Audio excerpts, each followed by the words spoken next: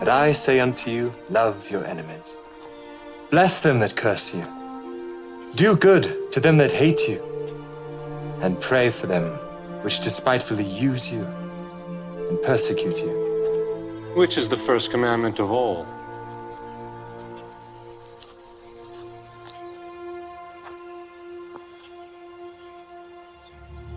Hear, O Israel, the Lord our God is one Lord.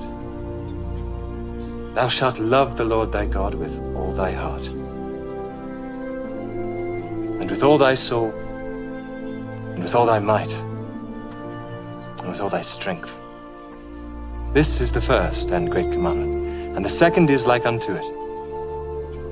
Thou shalt love thy neighbor as thyself. On these two commandments hang all the law and the prophets. Master, thou hast said the truth.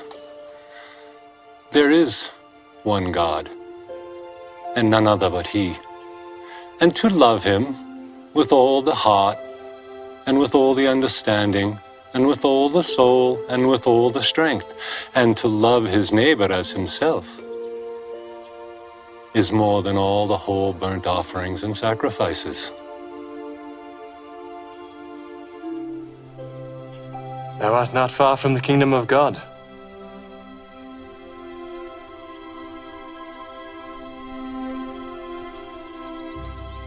The Bible on Video. Genesis chapter 11. And the whole earth was of one language and of one speech.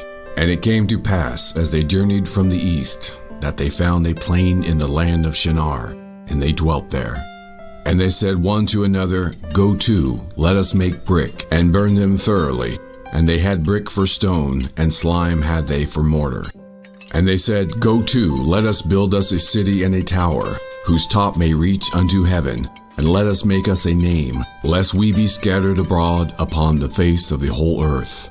And the Lord came down to see the city and the tower, which the children of men builded. And the Lord said, Behold, the people is one, and they have all one language, and this they begin to do.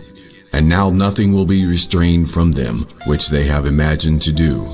Go to, let us go down, and there confound their language, that they may not understand one another's speech. So the Lord scattered them abroad from thence upon the face of all the earth, and they left off to build the city. Therefore is the name of it called Babel, because the Lord did there confound the language of all the earth, and from thence did the Lord scatter them abroad upon the face of all the earth. Way.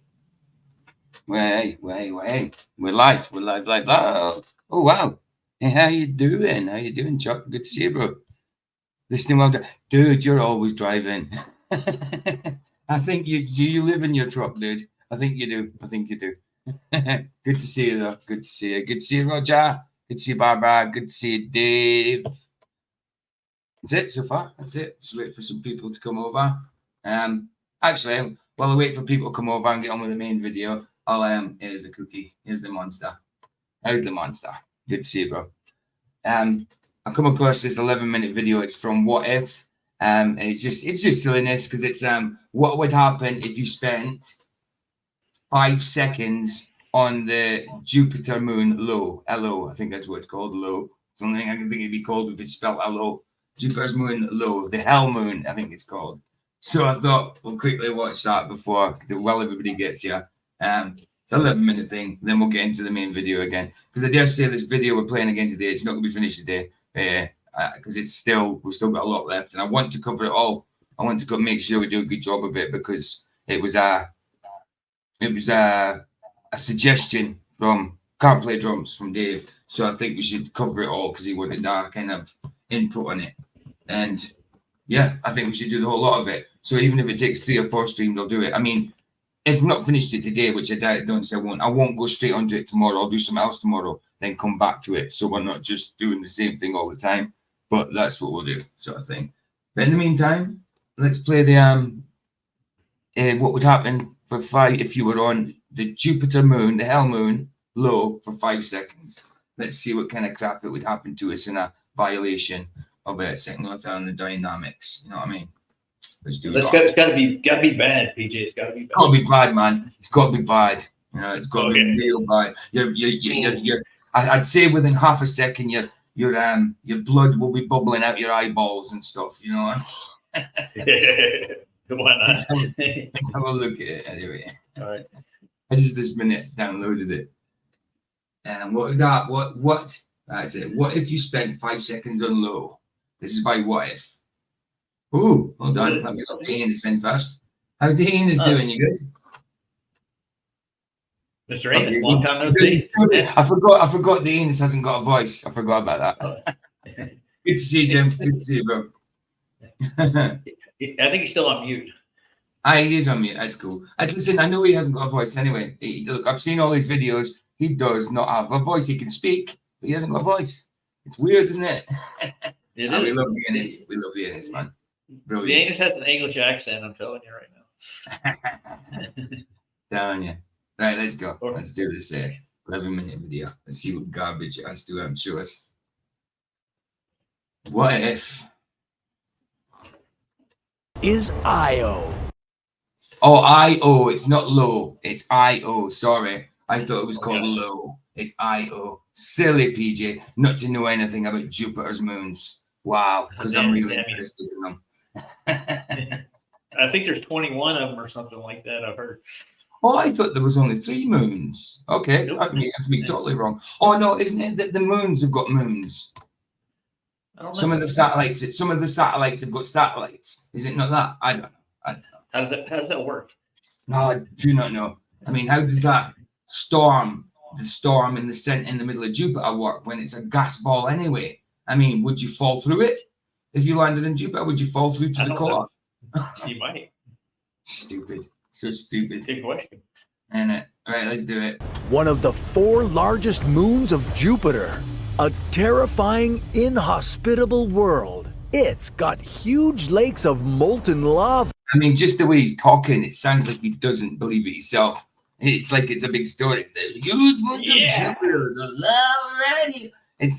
There's no conviction in his voice. It's like satire. And these are meant to be scientist type dudes. Pseudoscientists. They're still in it, dude. No, I'm telling you. Bigger than an average city. There are hundreds of volcanic eruptions that could dwarf a skyscraper. Oh, and its surface is constantly ripped apart by the gravitational force of Jupiter itself. That's the thing about gravity. It's a pain in the butt, you know. Like if you've got too much of it, it's got to rip you apart. You haven't got enough, you're floating off. You know what I mean? It's crazy stuff, this gravity, guys. It is. Yeah, Io is an... You're sending me there, aren't you? Ooh. Hey, I'm not done with the introduction. Can you wait a second? Oh yeah, sure, go ahead. So... Like an AI, a human, like a caricature from a cartoon's point of sight of a human of what's his name? Buzz Lightyear. Yeah, you can say that. Well, it looks like cartoon's version caricature. Yeah, not a place that's likely to get a 5-star review on TripAdvisor.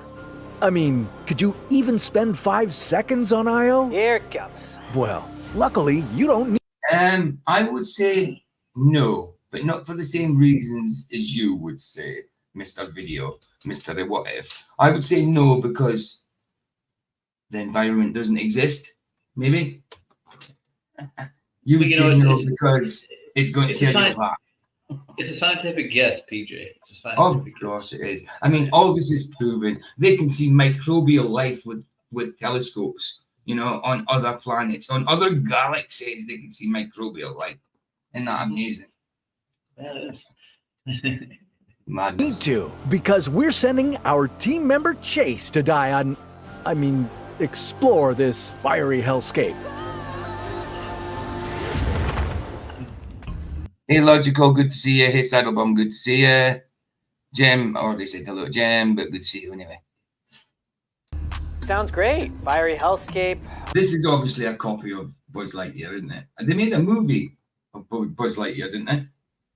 Oh, They yeah, made a movie of Buzz Lightyear itself, the toy of, obviously, Andy's, what's his name? Woody.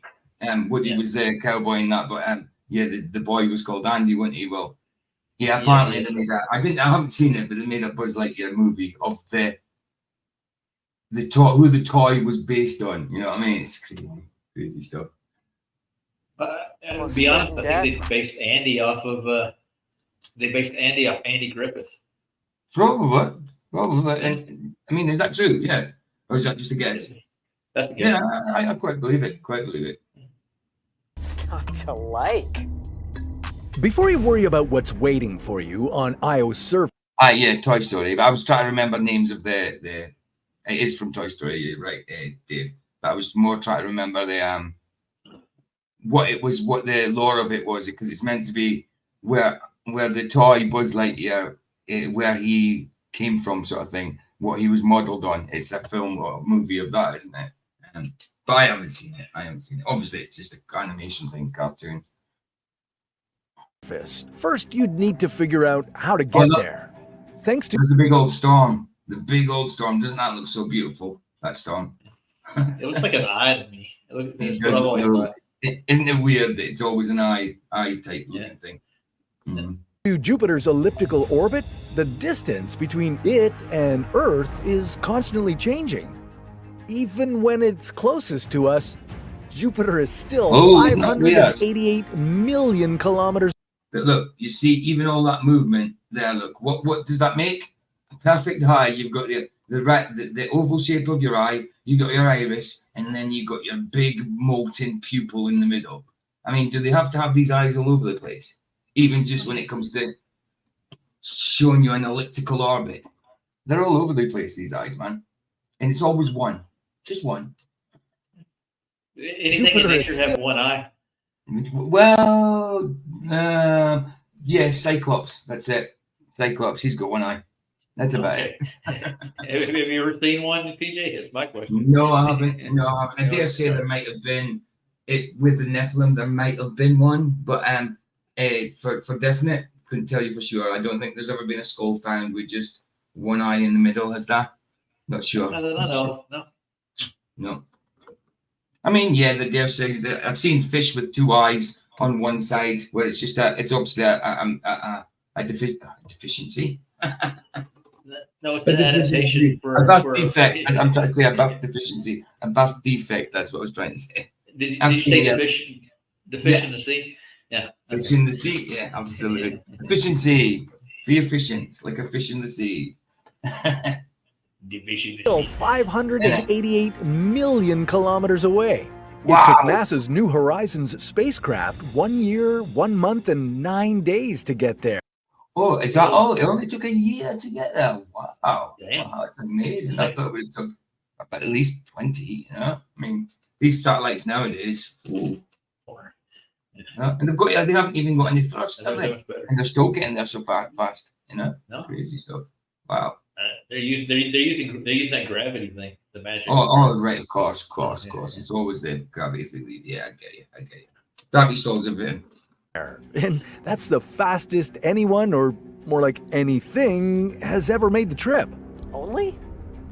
1 year is nothing for this trip. And New Horizons was an interplanetary space probe that didn't carry any humans on board. With all the extra stuff like life support systems and food supplies. Exactly, as well, Barbara, light years at that. And you'd think just by that itself, light year would be a length of time, but it isn't. Light year is a distance. It's silly, isn't it? It's so silly. Weighing the ship down, this trip would take a lot longer. You'd be looking at 2.5 years or so. Well, unless you're traveling at light speed, in which case it would take a speedy 33 minutes. Oh, okay, great. There you go. That goes together, Barbara, with your light years. If they go light speed, they'll be there in seconds. No problem. No problem with light years when you're going light speed, Barbara. You know this stuff. Come on. Ridiculous, man, isn't it? Out the genie as well. Travels at light speed, right, Rico? Yeah, exactly. Right. Assumption incorrect. I don't understand. Their assumptions are always incorrect. They even admit their assumptions is they've got less than 1% right, but they claim to be right about everything. But they admit they've got what they've got right. There's less than 1% of knowledge on. Stupid. and you're claiming to be right. They're always right. Of course you are. Of course you are. Yeah. I mean, Buzz Lightyear's starting to look a little bit feminine now. Look, you know, Yeah. He little bit eats feminine. whatever BGTIM by or whatever. Does it go at light speed? Negative. I'm not following you. This ship does not travel at light speed. Maybe it's measured in Buzz's light years. Got you. It makes, but that's even faster because Buzz is a hero. You know, he can go faster. Oh. Faster, stronger.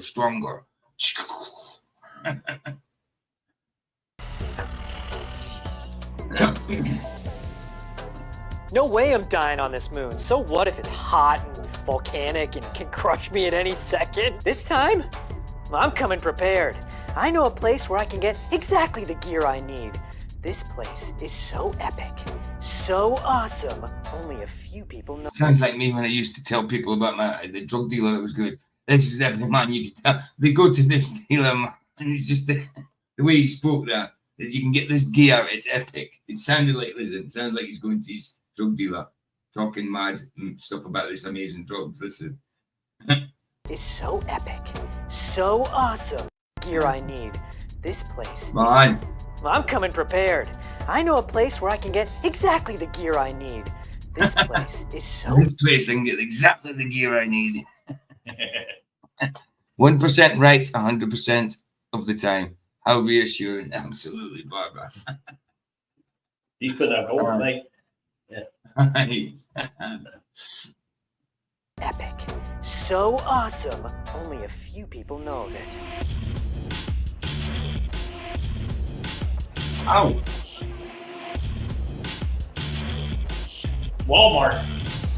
Walmart, dude! There Big it is. shout out to Roger! Yeah. Roger in the house!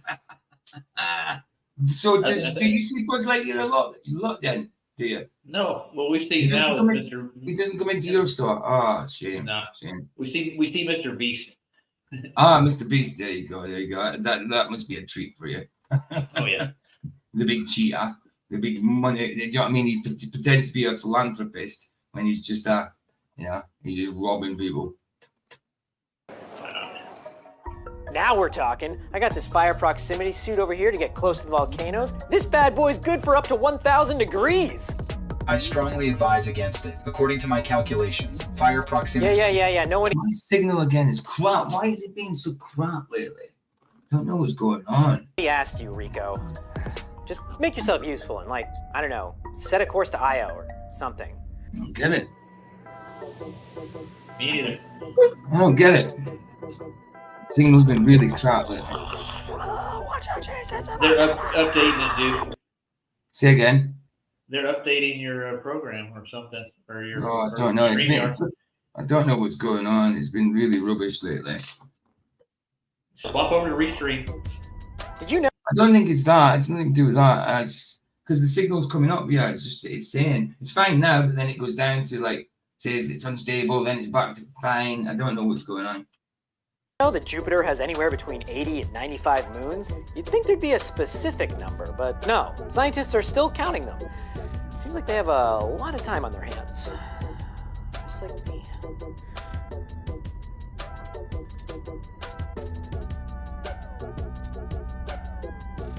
Ooh. Oh, is he off now? Is he off today? One of the moon. Right, he's got to go down super duper speed. 2.5 years later. Nice. Nice. Quite a nap. I'm gonna guess that's Io. Finally. Correct. We arrived into the orbit of Io. Cool. Yes, Yo, everyone, finally made it to the orbit of Io. I am beyond stoked. What are we waiting for, Rico? Land this puppy. So you should be stoked. I mean, 2.5 years traveling, you wake up and you're all fresh just like that. Running pre-landing calculations.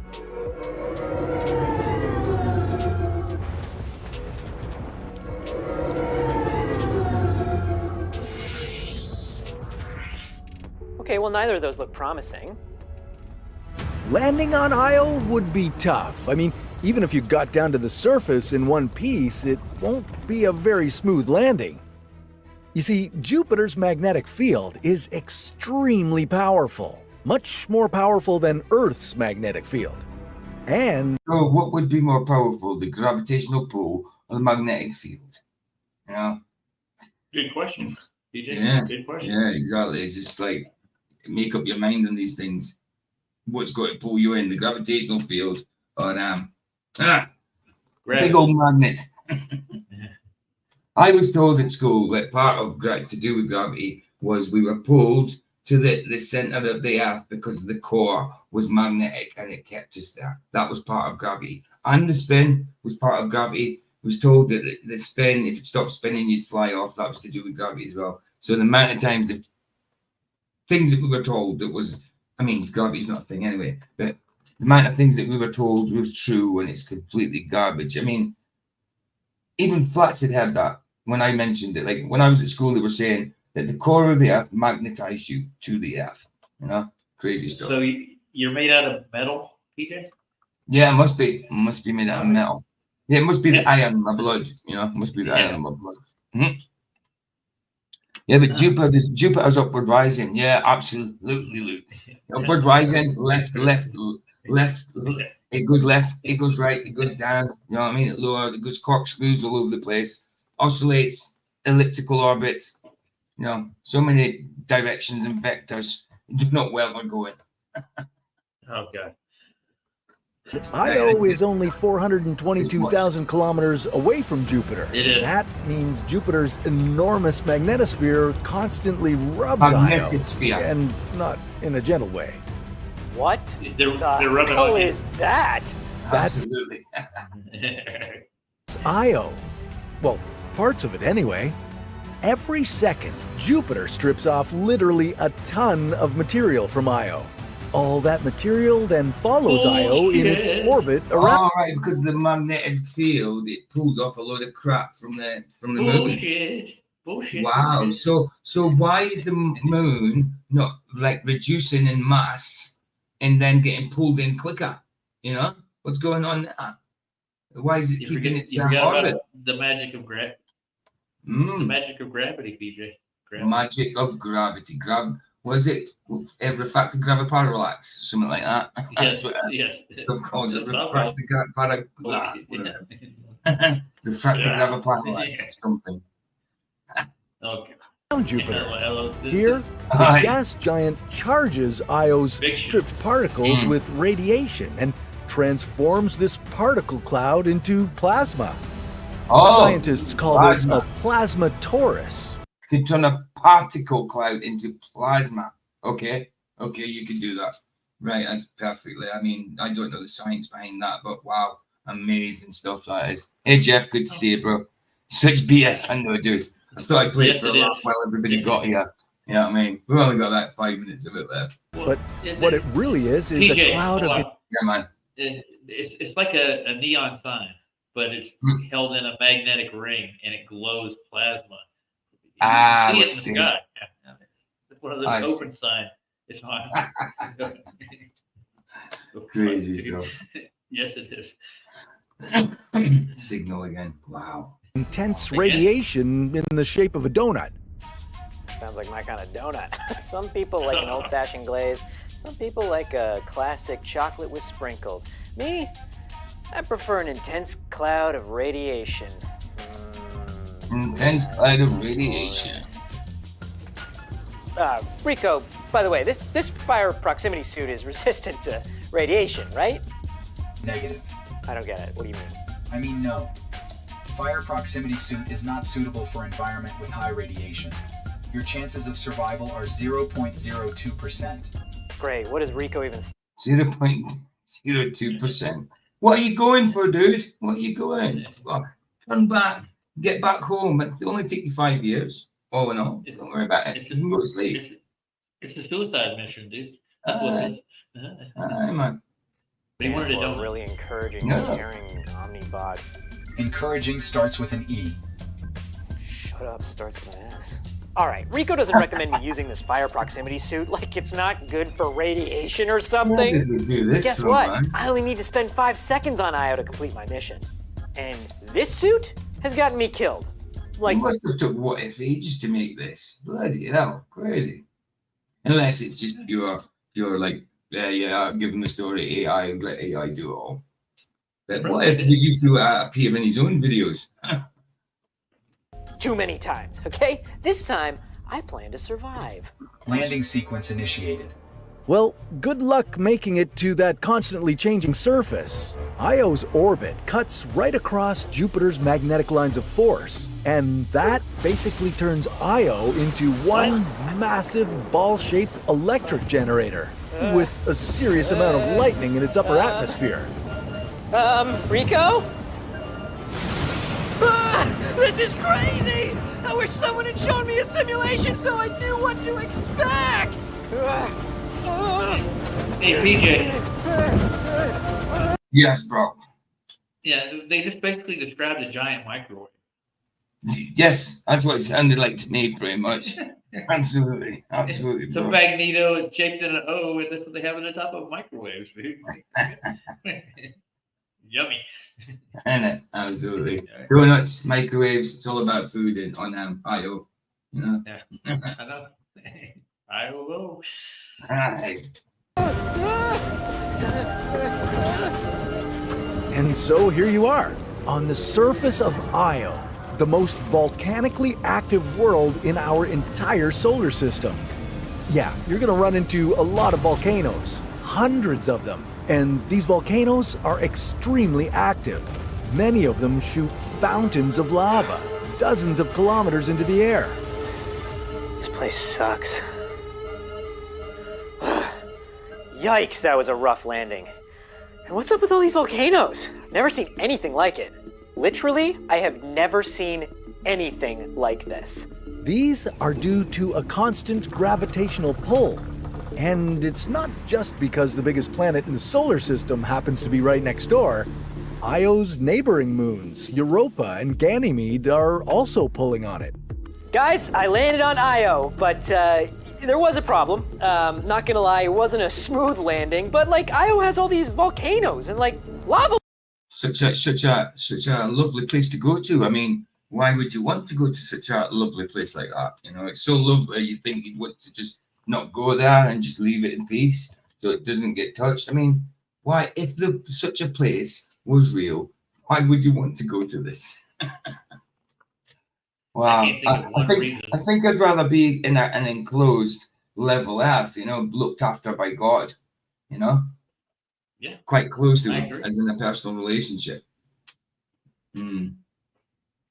Lakes everywhere. There's all these tidal forces pulling and pulling on this thing. The surface of the moon is constantly changing. So honestly, guys, get in the comments, but like, don't be too harsh on Rico for his like. Get in the comments. So he's a YouTuber on IO, like streaming back to Earth. It's great. It's great. Fantastic. Come on, guys. Hit the likes, guys. Hit the likes. I'm here in IO. Come on, guys. It's a dangerous environment. Hit the likes. If I get to 10,000 likes, I will dive into a pool of lava. Come on, guys. Come on, let's do it. 10,000 likes, pool of lava. Let's do it. Awful. Hit the like. Awful calculations. Like seriously, the worst trash bag calculations I've ever seen. Oh, Rico, you were here the whole time? Anyways, gotta change into my fire something suit. Certainly would, Jeff. He'd be dead after a few days in a tin box. Get out there. Gotta go fast. The ship is sinking. Warning. Temperature reading at 1,200 degrees Celsius. The ship is sinking. I think. What do you mean? I think it's burning more than sinking, dude. Yeah. I think it's burning. He'd be like a baked fish in a tin, dude. That's what he'd be. So I didn't even have a clue this was a nice little animation for us to take the piss out in the morning. But yeah, there's only like a couple of minutes left. Io is a cold moon with average surface temperatures of minus 130 degrees Celsius. But around its countless volcanoes, the temperature can get as high as 16. Nice. Jim just changed his avatar to one of these moony moons. Love it. Love it. See that? That's nice. Yeah. Love it. Hold on. Let's show it. Solo layout. There you go. He took that himself, didn't he? Probably. Right. This is all. 1800 degrees Celsius. What you really need is a good space helmet, and make sure those air filtration systems are working. The atmosphere of Io is... And what you need is a good space helmet and an actual real environment like this to go to, because it's primarily made out of sulfur, which isn't great if you're a fan of breathing. I do love breathing, but I also love this suit. It's so shiny. Wow. Do you realize how much you sound like Duffy then? Listen. Yeah, he did, didn't he? Listen. I do love breathing, but I also love this suit. It's so shiny. It's wow, that's Duffy. That's Duffy in a spacesuit. One more time. One more time. That's Duffy. One more time. Fan of breathing. I do love breathing, but I also love this suit. It's so shiny. It's giving disco. Yo, Duffy dancer. The Duffy disco dancer. Good God. It did sound like him, I think. I did sound like him. A little bit, yeah. Not quite close. Yeah.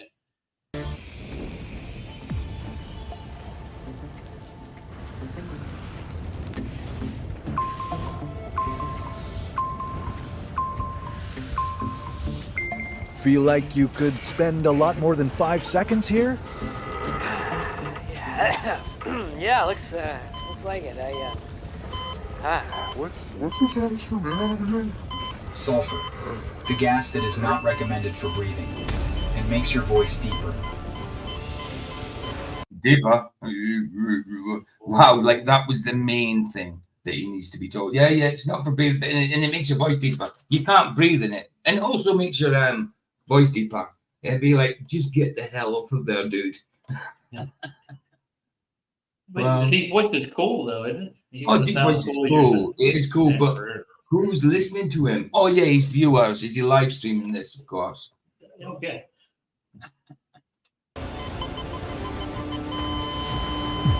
Oh, indeed.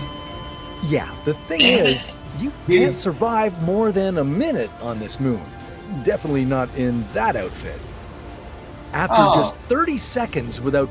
I'm sorry, Buzz Stroke Duffy, astronaut type person. I'm so sorry. proper protection from radiation and extreme temperature. Oh, Jim's gone. Didn't know if you meant to go, but good. Nice one for being here, Jim. Good to see you, bro. Temperatures without a good amount of... Sorry? We lost Ryan, too. He's gone. Yeah, we lost Ryan. Ryan's maybe fell asleep, though. You know, sometimes Ryan does. Yeah. Oh, look at this. It looks, ooh, what does that look like? It looks like, I don't know, a moldy ball of cheese that's starting to ferment. That looks like a pimple on it right there in the middle. It certainly is, that big red spot. Oxygen to breathe, you'd lose consciousness. Your organs would shut down, one after another, and 1 or 2 minutes later, you'd be gone. Just like Chase over here. He's back. Where should we send him next? Guess who's back? Back again. And is back. Tell a friend. Guess who's back? Guess who's back? Guess who's back? Guess who's back? Well, this looks like a job for me, so everybody just... Right, okay. I'll do it. Next. How about the deepest depths of the Earth's oceans? Well, that's a story for another What If. For another What If. Nice one, What If.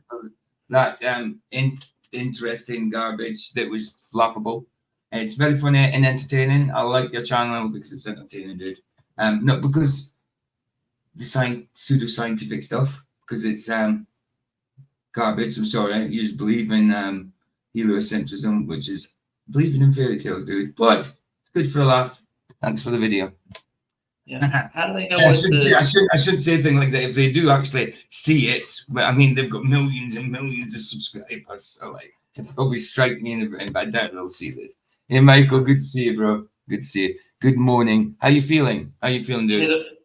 The boss. He hasn't been very well. You know what I mean? So, how you doing, man? People are asking when are you doing the reaction thing to Mikey, and I says, look, it'll be as soon as he gets home, wants to do it on Friday kind of time. So as soon as Michael's ready and well, we'll do it.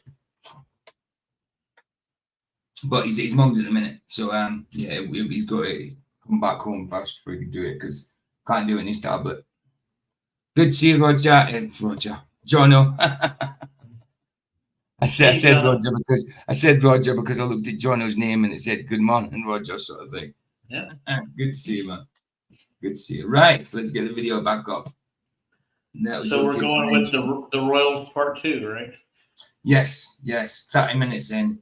I want to do that. It's 2 hours and 9. I'm not obviously going to get the whole one done today, but I want to I don't want to skip through it unless there's bits that's totally blank. You know what I mean? I want to give it, because it was a suggestion from someone, I want to give it like as much, I don't know, attention as possible to giving my and for all of us to give our opinion on it. You know what I mean? So like if it's not finished today, which I doubt it will be, we'll carry on with it, but I won't go back straight into it tomorrow. I'll do something else, so we've got a break off of it. You know what I mean? Did you get a chance to take a look at the interview that Craig did with Bracey yet? What, Craig as in FTFE? Yeah. That's no. Did you send me the link for it? Did you? No, but I did. We reviewed it. Me and Ryan did. Oh, you reviewed it earlier. Okay, I'll have to take a look at that then. How old's the video? But the thing is, I don't like watching FTFE when it comes to things like that. I just really can't stand them. Unless I like someone specifically says, "There's that video. Have a look at that and react to that or whatever." I really don't like watching anything to do with FTFE. But I'll have a look. Definitely. Okay. Cool. It's definitely weird, dude. Let's put it that way.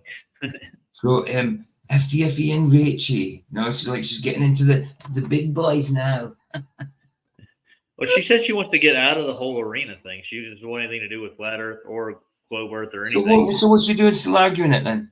What's she still doing? Coming in flats and steaming and stuff. Well, I don't know if she was steaming last time, but what's she doing? Coming in, putting that case across and going off like an idiot.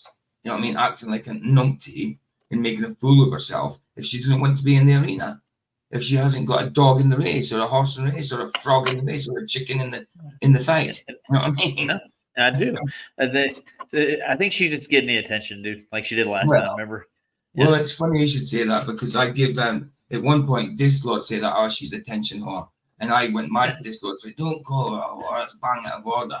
You know what I mean? But he was right. She was an attention whore. He was right. I was just trying to be obviously polite. I didn't like people saying things like that, but he was right. He was right. Yeah, I agree with him. Absolutely, man. Tim, how you doing? Right, so we were what, 30. Yeah, so it's 2 hours and 9. Yeah, we're 30 in, and I wanted to give it all due attention, or I'd be remiss. You know what I mean? If I just skipped it, I'd just be remiss. I wouldn't be giving it the proper due attention. So, especially when it's someone suggested, like 29:48. We'll just go from that. So you know the score, guys. Who's the statue? Yeah, say again.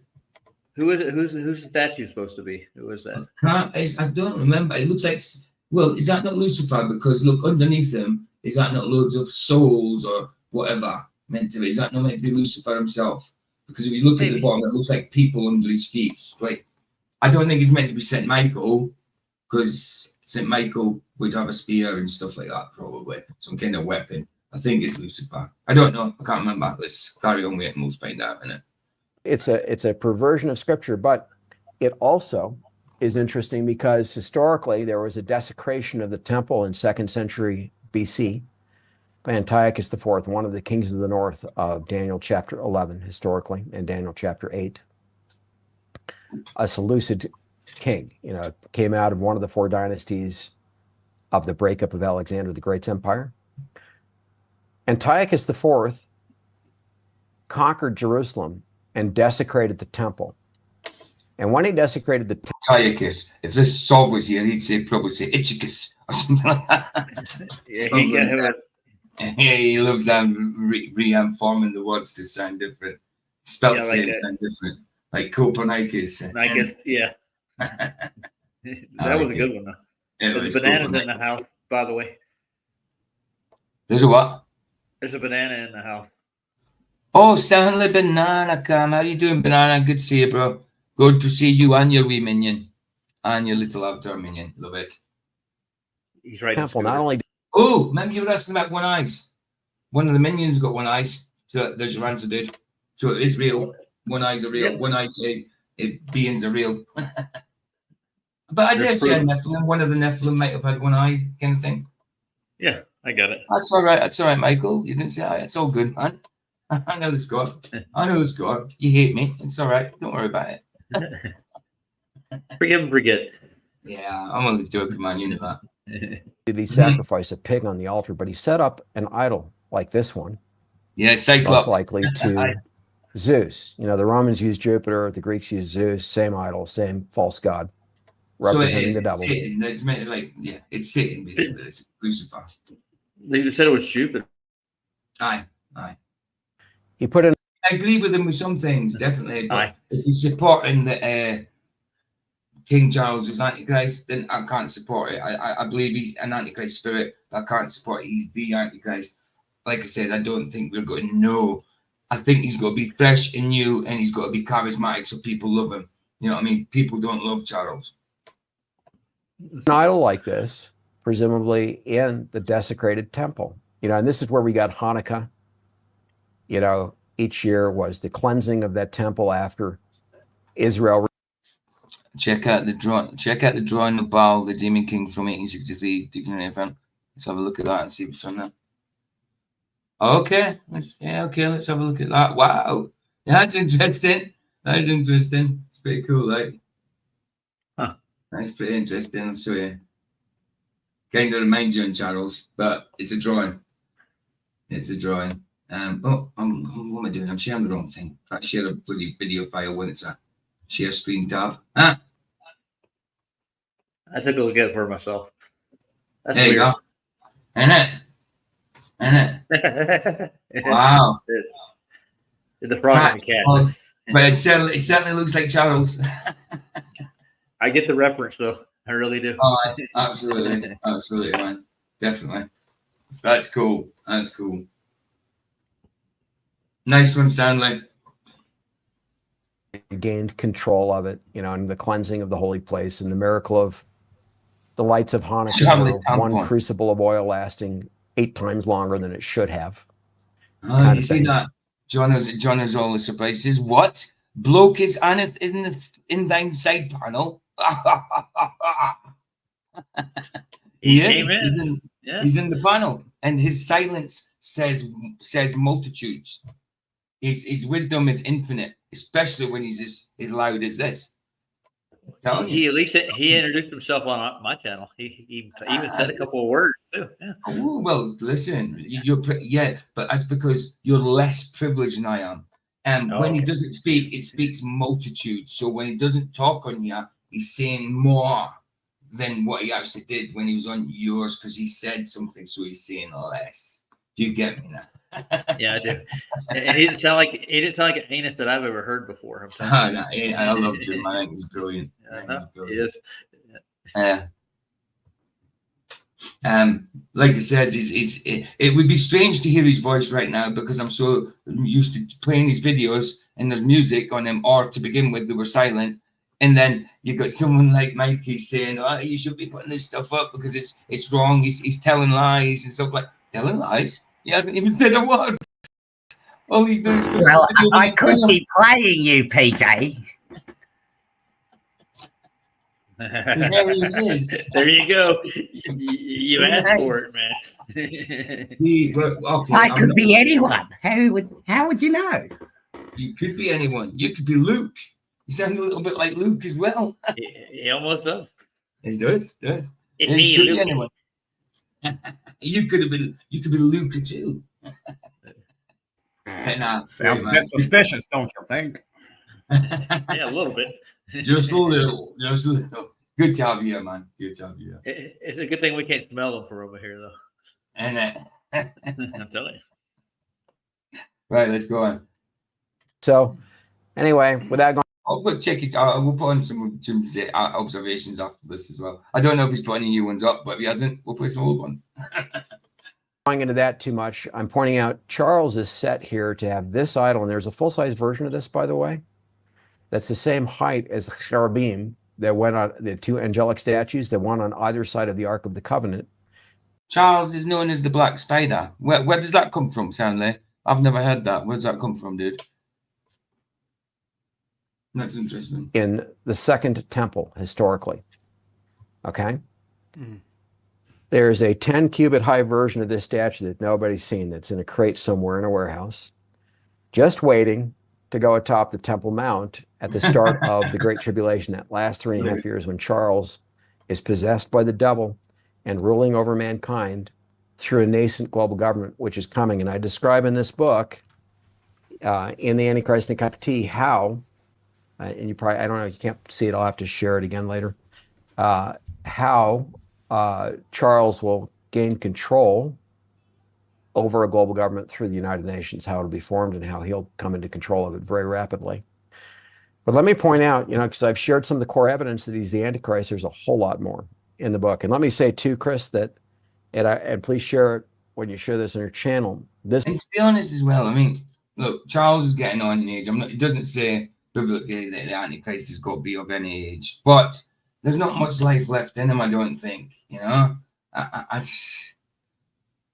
just think it's just got to be someone new, lit, fresh, and with charisma, some kind of personality that people are drawn to. I don't see anybody being drawn to Charles. I'm repelled, yeah, absolutely, but drawn, no. This book is available only from Prophecy House, my publisher. And it does say the number of the beast is the Antichrist, and the number will be of a man. Charles doesn't qualify. Sorry. Remember the video is a man the other day? Yeah. The video, the Steve Taylor video. Remember the name of that? The name of what? Sorry. My dead body. Say that again. Sorry. I sent you a video. Hold on. Be closer to the mic. Remember the video I sent you the other day? It was a Steve Taylor video, and the title of the song was "Over My Dead Body." Right. I'm making reference to Charles being the Antichrist. Yeah, of course. Old Mustard said, "Prince Charles has the charisma of a puppy millfire." Oh my God! Yes. How you doing, Old Mustard? How you doing? I can't remember. You've got a spanner, obviously, but I can't remember your name. Was you called something else before, or have you always been Old Mustard? All right. The Black Spider memos are letters and memorandums written by Charles III of the United Kingdom during the tenure as Prince of Wales to British government ministries and Paul. Oh, okay, right. I didn't know it was called that. I got you. I'll check that out. Actually, it was made over for several MI6. years. Right. I got you. Okay. You're new. How can you be new if you've got a spanner? Huh. You can't be new. I've give you a wrench. You must have been here before. Oh, but you've always been Old Mustard. But you can't just. No, you can't. You must have been here before I give you a wrench, because I never just gave you one when you come in then. So you must have been here before, bro. You must have been. That's PROPHECYHOUSE.com. PROPHECYHOUSE.com.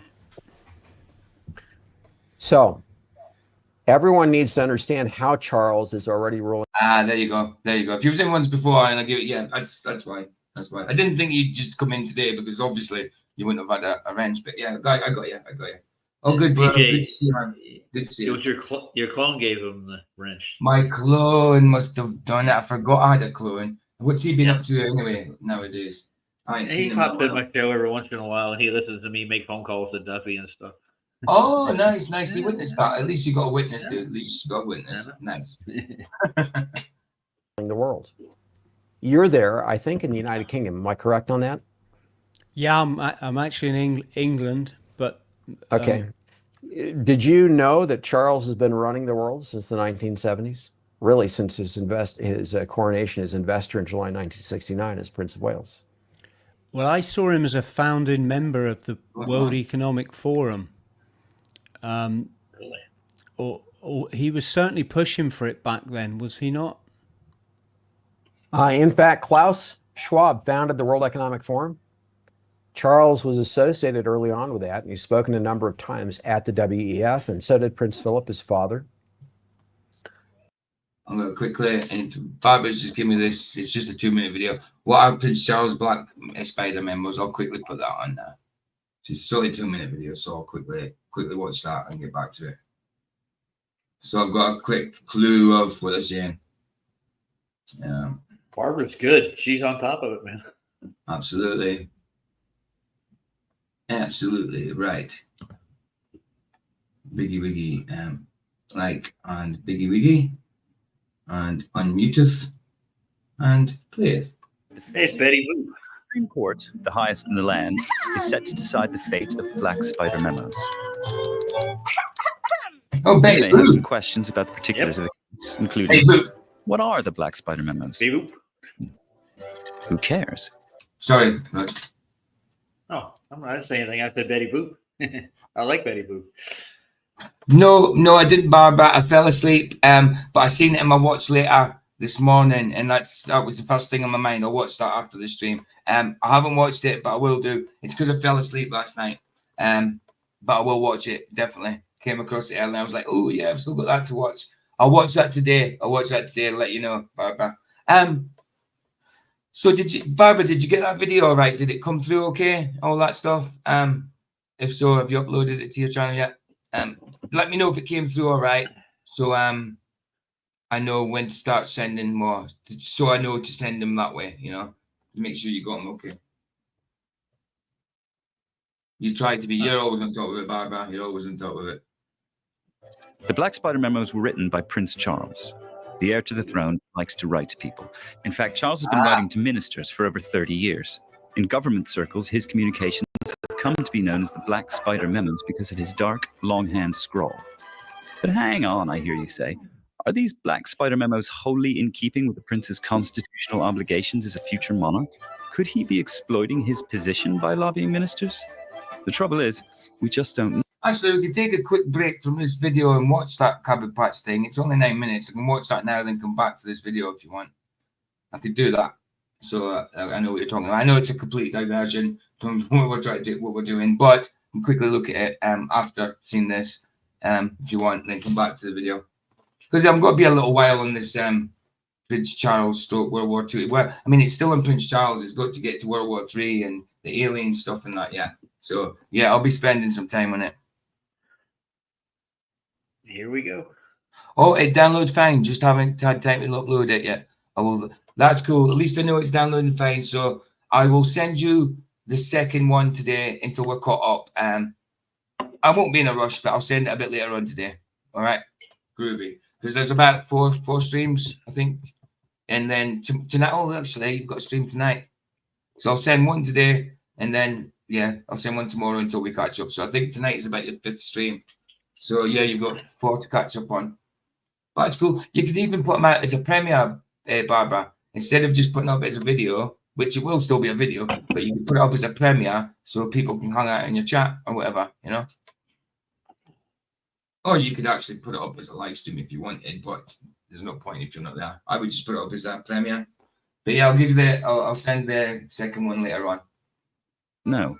A few of his letters have come to light through leaks, but the vast bulk of the Black Spider memos have never been seen by the public. The little we do know has come about through a 9-year game of judicial ping pong. My handwriting was usually okay, Michael, but I did hear teachers saying that about other people's handwriting. Like spiders should scroll across the page. Absolutely. In 2005, The Guardian requested copies of the Black Spider memos under the brand new Freedom of Information Act, not knowing for sure if Charles had written to any ministers at all. 4 years after it was filed, the Information Commissioner rejected the Guardian's request, but conceded that Prince Charles or his aides had written to ministers in 7 government departments. The Guardian appealed to a Freedom of Information tribunal. You cannot be serious! The government maintained that Prince Charles was perfect. John McEnroe. You cannot be serious, man. What did he say to the doctor when he was trying to get his wife pregnant? And he went to the doctor. The doctor said, no, she's not pregnant yet. What did he say? I have no idea. You cannot be serious, man. The balls were in. Oh, yeah. I got you. That's a good one. perfectly entitled to correspond with ministers, and that it was proper, Terrible even vital, joke. to keep this correspondence confidential. 3 years later, the tribunal reached a verdict. It sided with the Guardian and ordered that the correspondence be published. A month later, the government, in the form of Attorney General Dominic Grieve, vetoed the tribunal's decision and blocked the release of the letters. I'm mad that we're doing this Charles thing, because I've had something. It's actually top of my watch list that I put there 6 months ago, and it's the King Charles thing, because it's got his head in the coin. And it's from Mudfossil University. He says, "Think it's over. King Charles III holding the world, riding the dragon. Reality in our faces." So I've had that one for a long time. I might actually have to show that one after we've done all this, you know. So I'm trying. Sorry, I'll carry on playing. I'm just looking for that Cabbage Patch one that Barbara gave me, just so I can download it quickly. I'm gonna step away for a minute, PJ. Yeah, man, no problems. I'll carry on playing this. But in setting out his reasons, Grieve revealed that 27 letters had been sent to and from the prince in the period covered, September 2004 to March 2005. Grieve argued that because the letters reflected the Prince of Wales' most deeply held personal views and beliefs, their disclosure might undermine his position of political neutrality. In May 2013, The Guardian went to the High Court seeking to overturn the Attorney General's decision. In 2014, 9 years after the Freedom of Information request was filed, 3 senior judges sided with The Guardian. They ruled that the Attorney General had acted unlawfully, and that Dominic Grieve had no good reason for overriding the meticulous decision of the tribunal. The Attorney General had one last card to play. Instead of disclosing the letters, he appealed to the Supreme Court. This is as far as the battle of the Black Spider memos can go. Once the court decides, we'll either see them or we won't.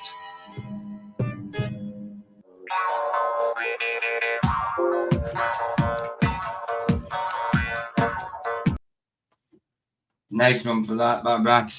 I've downloaded it. It's done. I'm just going to play the Garbage Batch one. It's 9 minutes long, and then we'll get back on the video. Like I say, I'm going to be a while on this video anyway, and I've got that Mud Fossil one that I could pop in somewhere at some point as well. Cabbage Patch Babies remade 1920s. Isn't it interesting? People were going to fairs to see and buy babies. Well, absolutely, absolutely right. Anyway, let's quickly do this 9-minute video, then I'll get back onto the topic at hand. Yeah, I think I've seen this one before, PJ. Oh, okay, okay. I haven't seen. I don't think I've seen it. It's Barbara gave me it last night. I was going to watch it, but I fell asleep. So let's do it now. It's only 9 minutes long. Might as well get through it. Like I say, the one I'm doing now for Dave, that Dave suggested, can't play drums. We're going to be a little while on it. So tomorrow I'll take a break off it, then come back to it maybe the day after, a couple of days after that. I think there's one I want to do tomorrow that I've already got that I said I was going to do the other day. Remember from that young black dude? When it was talking about Oprah Winfrey and all that. I've got one from him saying about you don't believe the devil's real and kind of watch this. And then I've got one that's just Daniel C. He's the one that did the Benny Hinn and all that kind of thing that I did with. And he's doing one today that it's about YouTube Christians. So yeah, I wouldn't mind having a look at that and see what he's got to say about YouTube Christians, to see like how many kind of different Christians are incorporated within that banner of YouTube Christians. You know what I mean?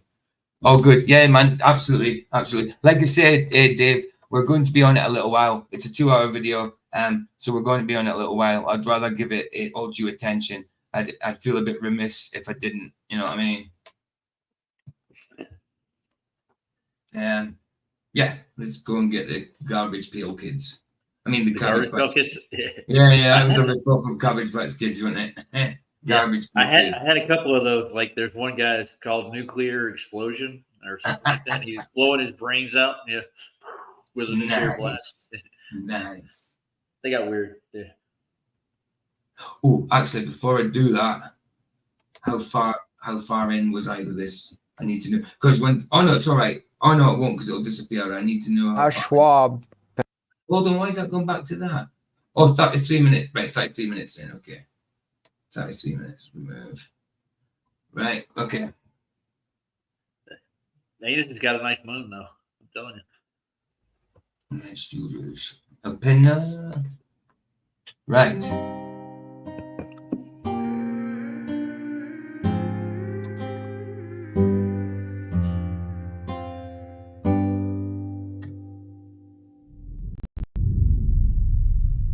A mind unveiled film.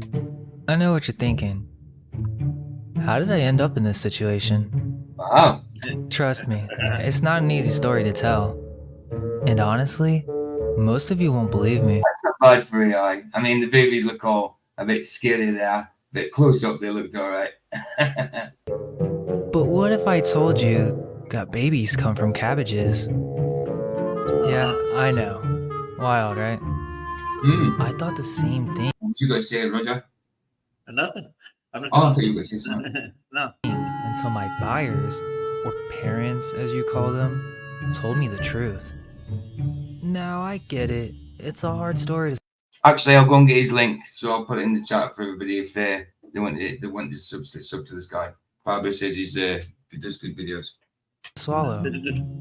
But if you stick with me, I'll tell you everything. Nice. Well, I guess we have to go back to the beginning. You see, a long time ago, ancient alchemists stumbled upon the secret of how to birth babies from cabbages. This magic was regarded as the greatest secret. Using the Philosopher's Stone, they were able to find a new way to give birth, through the sacred cabbage. Why cabbage, you might ask? Funny, dude. The sacred cabbage. Has it that they thought it looked like a baby's head. That looks a bit freaky, doesn't it? Well, yeah, I suppose in some ways, yeah. Cabbages, you could have that pareidolia and that and see babies' heads. And Makes the some story's sort of true, sense, right, right? PJ? Oh, absolutely, absolutely. Gotta be. These cabbages were engineered to grow humans. I guess you could say I'm a homunculus. Homunculus. We are. Freaky. But the new church couldn't let that kind of power stay in the hands of a few alchemists. Now, they wanted the cabbage secret for themselves.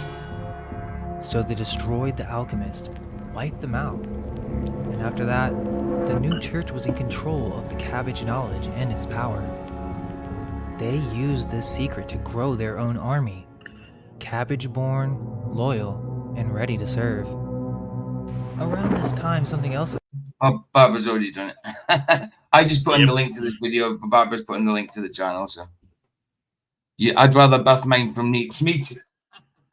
I'd rather birth mine from Neeks as well. Neeks and tatties. Neeks and tatties. Huggies. Neeks and tatties. We're going right to the blood flood, DJ. Neeks, by the way, are turnips. Turnips. I didn't know that. They're pretty tasty. Reset.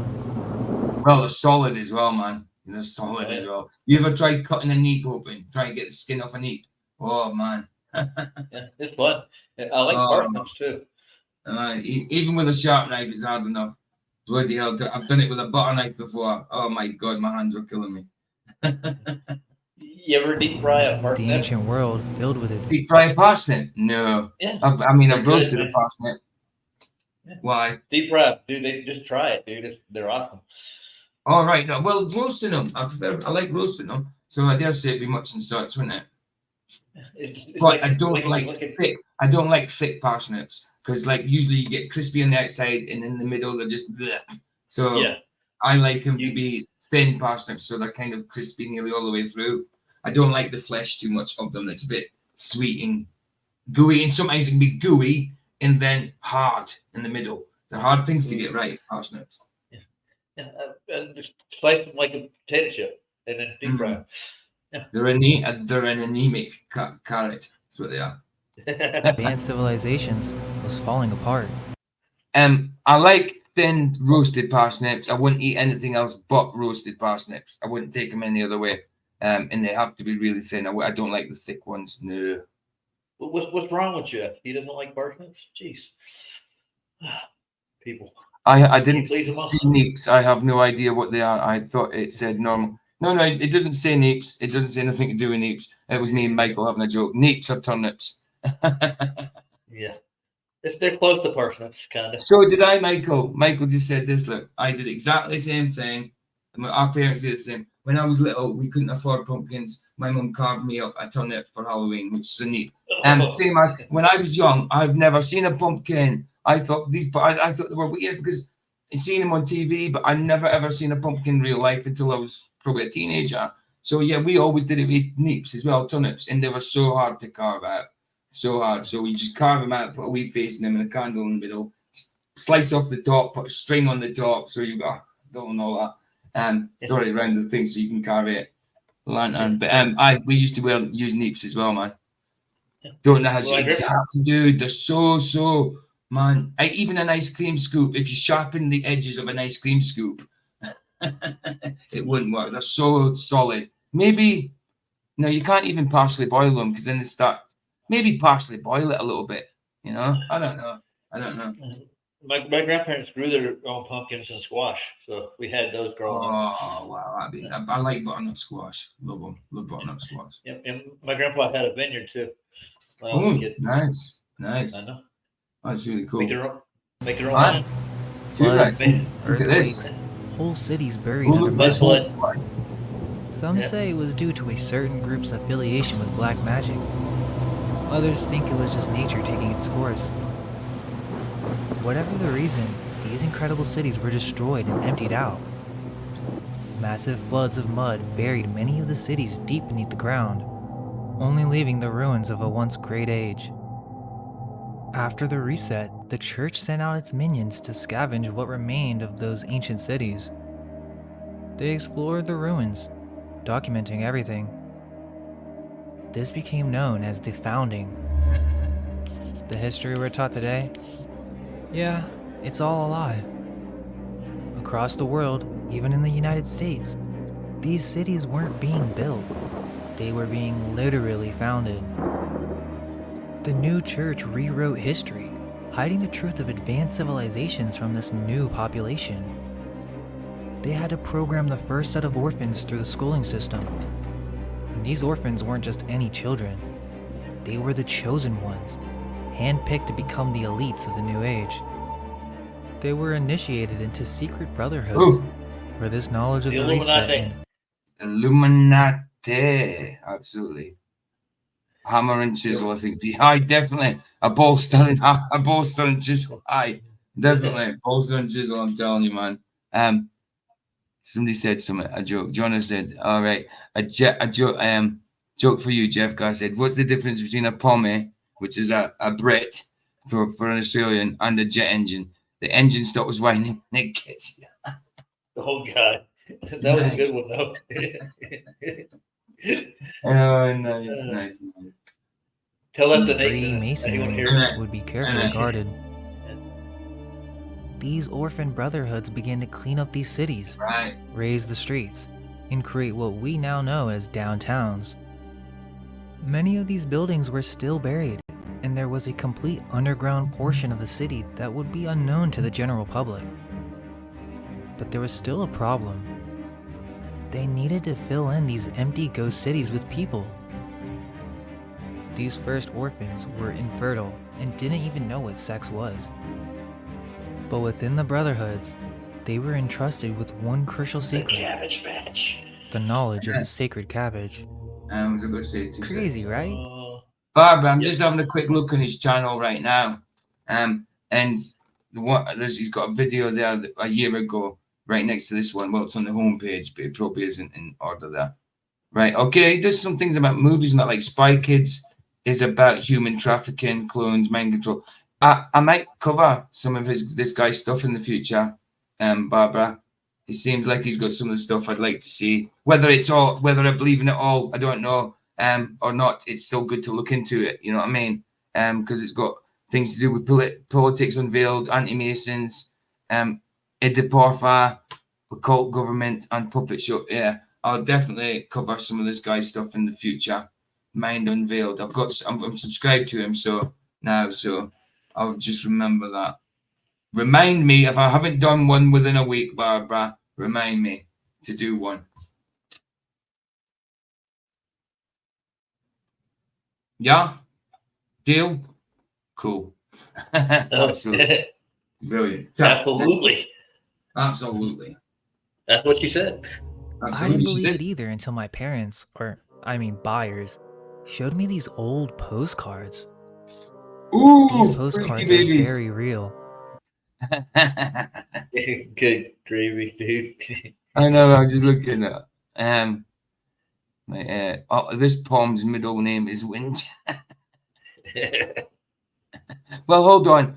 So is my? Oh no, a limey is what an American calls us, isn't it? A limey is what an American calls You're us. limeys. Yeah. Limeys, yeah. I was thinking that's what an Australian called an American, but it's not. It's what an American calls a Brit. So what does an Australian call an American? Just a Yank, like us, or whatever. Yeah, I think so. Yeah. Right. And apparently, Yankee Doodle went these to Masonic town riding orphans on a kept them as a pony. way to Took keep the truth feather in hidden his in hat plain and called sight. it Scrackamony. But it actually gets even darker than that. Crackapony. I was told that these postcards were Crackapony with a whip. advertisements, a means to sell babies. Wow. During this early post-reset era, the new church needed more minions. Tell you what, AI he uses, man, it comes up with some freaky images. But yeah, so it's about selling babies, man. Unbelievable. And that bad. He's got a big video on that, Barbara, on his front page. I'll have to do it at some point. Because I don't just cover scriptural or flat earth. I cover like loads of stuff. You know what I mean? Really, I'm open to like covering whatever. You know. Yeah, I found out something pretty cool today, PJ.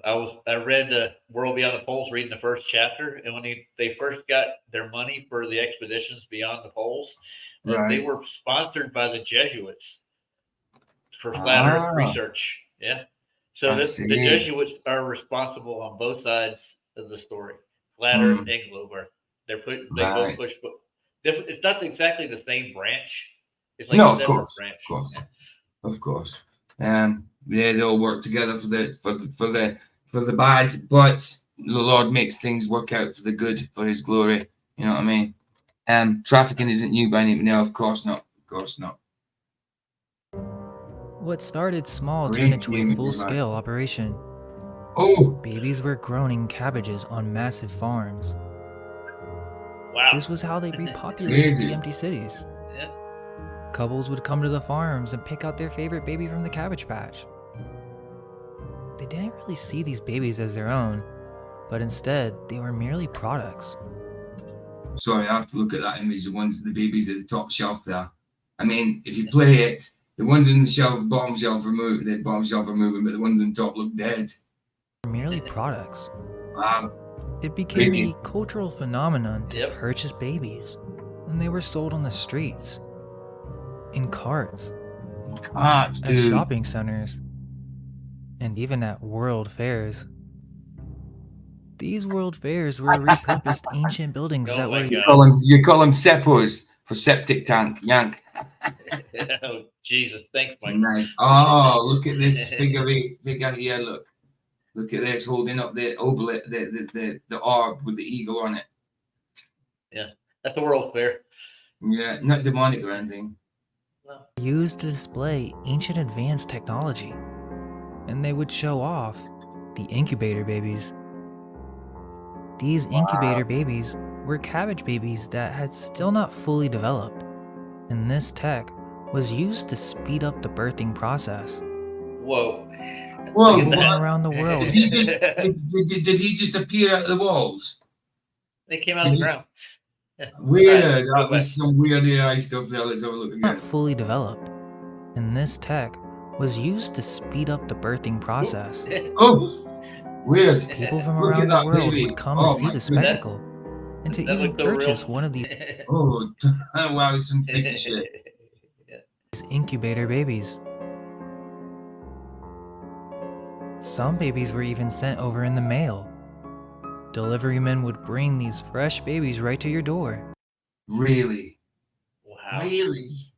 This guy's telling quite a story, though, ain't he? Crazy stuff, man. Yeah. Nice. So lots of fake traffic coins also used to get money from mothers to look after kids and just dump them. Mad stuff, man. Oh, it's crazy stuff. Now, PJ, can you guess what's going to happen next? I can tell you, but just take a guess. I don't know. What else delivers babies to your door? What else? A stock. A stock. Yeah, how'd you guess, PJ? Don't they throw them down the chimney? They're supposed to. Yeah. It's an elastic pickle. Yeah. Aye. Not only that, but you could also have a delivery baby right to your. Nice. Nice. Oh, it reminded me of something now. It's just going out of my head. I forgot. I was going to say something. Now it's gone. Window. It was pretty wild times. Oh, yeah. These storks would care for the babies on the cabbage patches, and when the time was right, they would be delivered accordingly to their appropriate families. Some say that the storks were delivery men. Hold on, PJ. But others insist that these. Go on. That was Robothemus babies in the boat. Oh, yeah. It was. They're out there doing a levels experiment. It was. Appropriate families. Oh yeah, because it was even got the Some sites. say that the storks were delivery men. Yep. But others insist that these storks have been participating in this practice since ancient times. Wow. This is But crazy as you stuff, can guess, man. things didn't stay simple. Oh my goodness, look at that guy with There small were nap. Sorry, I'm just pointing out here. Oh, they're all robothamists. Yeah, they're all doing it. Right, look at this. See this guy here with a small head next to the cab. He's walking along. He's got a big old body and a small napper. That's weird. AI, man. AI. Yeah. Groovy stuff. Then cabbage is the size of bloody, I don't know. You get pumpkins that size nowadays, though. Maybe. Some of them are that big, yeah. I wonder if they Big taste cabbage. any good. Do you know when they grow them that big? I bet they don't taste any good, do they? I've never had a big one, but no. No. Maybe not. No. I can't see it. Stay simple. Hey, Mr. There were Chesley. too many babies. Hey, Chezzy. How you doing, bro? Good to see you. Good to see you, man. They started Ready for the cabbage repopulating patch? cities on the East Coast, but those filled up way This too is fast. mental, Barbara. This is crazy, Barbara. Yeah, I do like the look of the channel. I will cover more stuff. It was the industrial age, and the cabbage farms were pumping out babies for the factories. These poor cabbage-born children were put straight to work. These miners were also Wow. miners in mining operations. They all look the same, these kids, don't they? It's a sad truth that these cabbage babies were taken advantage of. Meanwhile, milk. the elite orphans, the ones in the secret brotherhood, were busy cleaning up cities on the west coast, preparing them for the next batch of the population. That's when the cabbage trains That started train is rolling disgusting. in. Trains Oh, yeah. packed with cabbage babies, sent from the east to the west, Oh, wow. ready to fill up the newly founded cities. Tell you what, though, I mean, I know it's AI, but I like his style. It's a bit freaky, but it's cool. I like what he's been using to make video. I like how he's kind of. It's like a collage, a video collage, isn't it? Those are slave babies, right? By the way, cabbage slave babies. Aye, They're working the farm. Yeah. Aye. Some I of get these it. babies were even left to fend for themselves, dropped off in the middle of a city with no clue what to do Aye, and your cabbage is bigger than your napper. next. Your cabbage is bigger than Now, I your know what meat. you're probably thinking. Why? Why would they go through all this trouble? What's the point? Yes, it is. It's a bit Monty Python-esque. The animations, isn't it? Aye, absolutely, Chezzy. Absolutely. The truth is, history isn't what we've been told. There are secrets. Secrets about ancient civilizations, Absolutely. magic, and the creation of cabbage babies. If people knew the truth, Wow. it would unravel the Uh-oh. world as we know it. Ooh, Flying cabbage. So after the Ooh. repopulation phase, that's Good they sign. Cyclops kicked off a cabbage. massive propaganda campaign to teach Look us at the a Pope. new fake Oh, history. wow. If we knew that we came from cabbages, Concentric circles. well, many would No. not be able to Mango handle trap. that sort of truth. Blindfolded, ignore going it. into work. Over Yes. time, Cabbage. infertility was cured, but the cabbage babies never stopped being produced. It only went underground, Just and the went techniques underground, became see? far more So advanced. it's still happening. Oh, This there. is still done in Practically, secret, Which is in true. underground You know that. factories, for reasons that cannot be fully explained. Okay. But fortunately, there are some cabbage babies that remember. I've got another video I came across. It's completely off topic. It's just because of the AI thing. It's these guys that usually do effects, you know, like CGI and stuff like that for movies. They're called chord FX or something. I can't remember. but they do like movie stuff, and like they'll get things. I've seen like where they took the Terminator 2 kind of CGI, where the liquid guy goes through the bars, in jail, and he kind of melts through the bars, the liquid Terminator, the liquid metal Terminator, and they replicate that and did a good job of it. They do that kind of things, but now they're doing it to show AI scams on the internet. So I want to do it. It's only a 20-odd minute video. I want to do a video on that. It's them exposing AI scams on the internet because of their experience with CGI. So I wanted to do a video on that sometime this week as well. So just so to let you know that it's not all. I don't always just do flat earth and scripture. I do different stuff. I mean, it usually ties back into scripture in the end, but it's not always just about scripture that I do videos on or streams. Mostly, but sorry. Yes. It's like liquid mercury, right? That's what you're looking for. Aye, liquid mercury. Yes, quicksilver, whatever you want to say. Yeah, absolutely. You know what I'm on about? The cop from Terminator 2. They remember the history of how we got here. All right, Mr. Cheswick. I might do that myself once I go back onto the video, grab another coffee. Thankfully, many are beginning to wake up.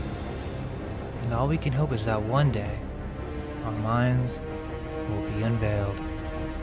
There you go. Nice one. Not long after Charles just went straight onto that one again. Nice. It did. Cool. Move from studio. Right, that was cool. Nice one, Barbara. I will be doing some more of his stuff, definitely. So I've got a few channels now that I can do stuff from. Sometimes I think I haven't got enough material, but then the next time I'm like, oh no, I've got too much. What am I gonna do? I've got things from way back when that I just haven't done because I went on to other things that I thought were better. You know what I mean? So they're still just lying there as well. But yeah, we've got plenty to work with. Right, I'm gonna leave this to play. Then I'm gonna, what is it in the right place? Yeah, I'm gonna grab a coffee, guys. I'll put on a little lower, Roger, in case you want to talk. That's fine. Yeah. Let's see that. Investiture as Prince of Wales in July 1969. Is that and okay? I'll come back and talk a little bit more about the investiture. Right, you'll be able to talk over maybe. Klaus Schwab is a knight of Charles, and before that, he was a knight of Queen Elizabeth II. He reports to Prince Charles. By the way, so does Bill Gates. Of Microsoft fame, he's the knight of Charles. Ooh. The very agendas that these individuals are pursuing and pushing that people look at and say, gosh, like Klaus Schwab, he's a Bond villain, right? That's what people think. Could he be the Antichrist? I mean, he's another name who's been thrown out there as potentially the Antichrist. But what they don't realize is that all these individuals, through one means or another or multiple means, are actually reporting to Charles at the top. For example, the Great Reset. You've heard of that, Chris, right? The whole world has heard of the Great Reset. Yeah. That agenda, the 2030 agenda of the World Economic Forum, is driving much of what happens globally in the world today, including through the United Nations, including the Sustainable Development Goals and so many other things that actually trace directly to Charles as Prince of Wales historically, and which he has been over this whole time. But when we talk about the Great Reset, Klaus Schwab wrote a book titled The Great Reset. People have seen that book. Some people have, right? And they've heard of it.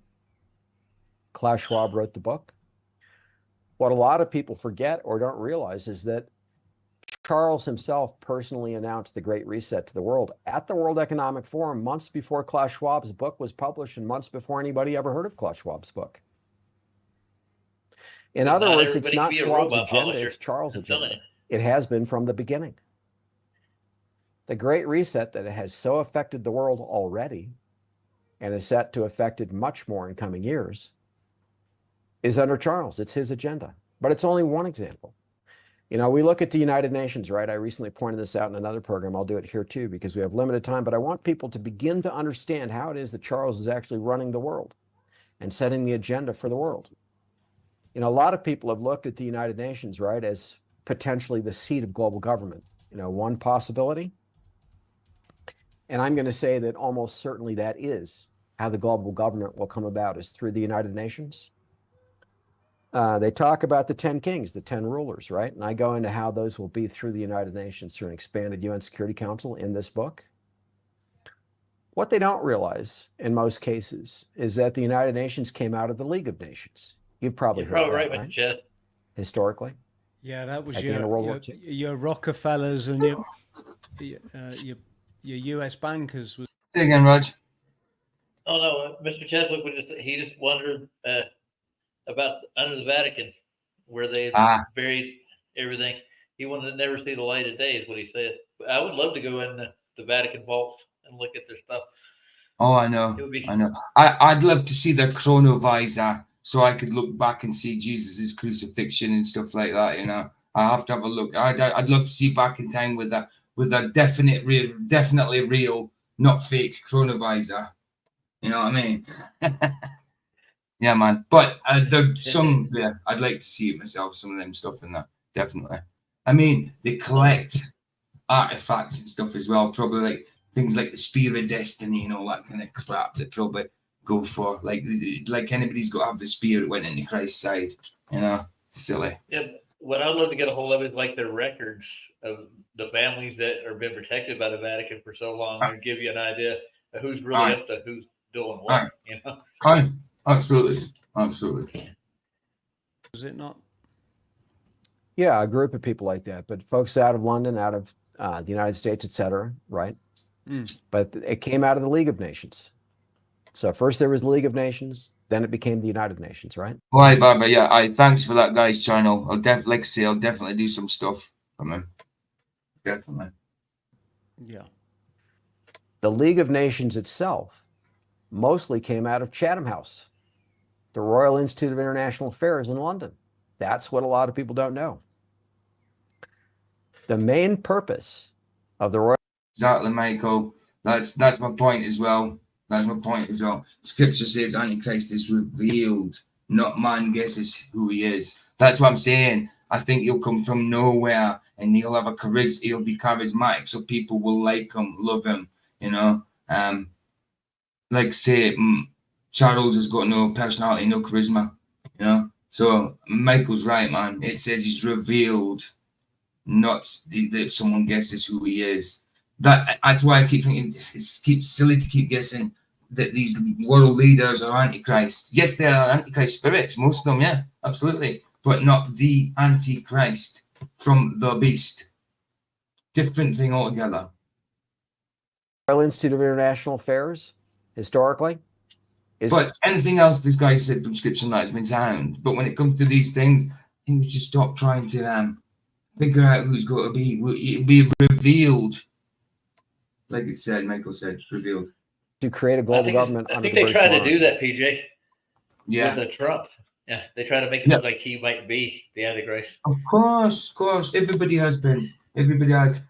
Hitler was the Antichrist. Mussolini was the Antichrist. Saddam was the Antichrist. Osama bin Laden was the Antichrist. You know, Gaddafi was the Antichrist. Obama was the Antichrist. Trump's the Antichrist. Joe Biden's the Antichrist.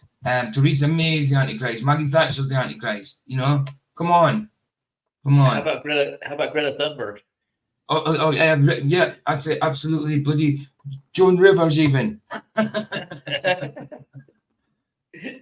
Most people do not know that, but I actually document that with historical fact in this book. I give the documentation to show that in this book. So the United Nations ultimately came out of the Royal Institute of International Affairs. Who heads the Royal Institute of International Affairs? Well, your obvious answer right now is going to be King Charles III, right? Well, that's fine. That doesn't prove Antichrist. Just because his fingers are on the pies. It just means he's a world leader of some sort. He's got influence. It doesn't make him the Antichrist. Okay. It's the Royal Institute of International Affairs. You know, PJ, his grandma made the pie. Well, who headed it while Queen Elizabeth II was still alive and queen? Was it her? No. He was on. From the time he was Prince of Wales. Sorry, but you go. His grandma made all the pies to start with. Yes. Queen Mother. No, you mean his mom, his grandmother, Queen Mother. Yeah. Absolutely. She lived to 101 actually. Not like that. Maybe 103. I don't know. That's old. He was heading the Royal Institute of International Affairs from the time that he was invested, for sure. Charles suggested decades ago that there should be a global security lecture series from the United Nations pushing this idea of peace and security. And the United Nations itself, in its titles and its charter, has the exact phrase peace and security. You know, the whole thing is built. He doesn't fit any of the descriptions in Scripture, no. Isn't the Antichrist meant to have some kind of injury in that as well? That type of thing. Charles went to boarding school in Australia in a city called Geelong, which is why he's such a toss.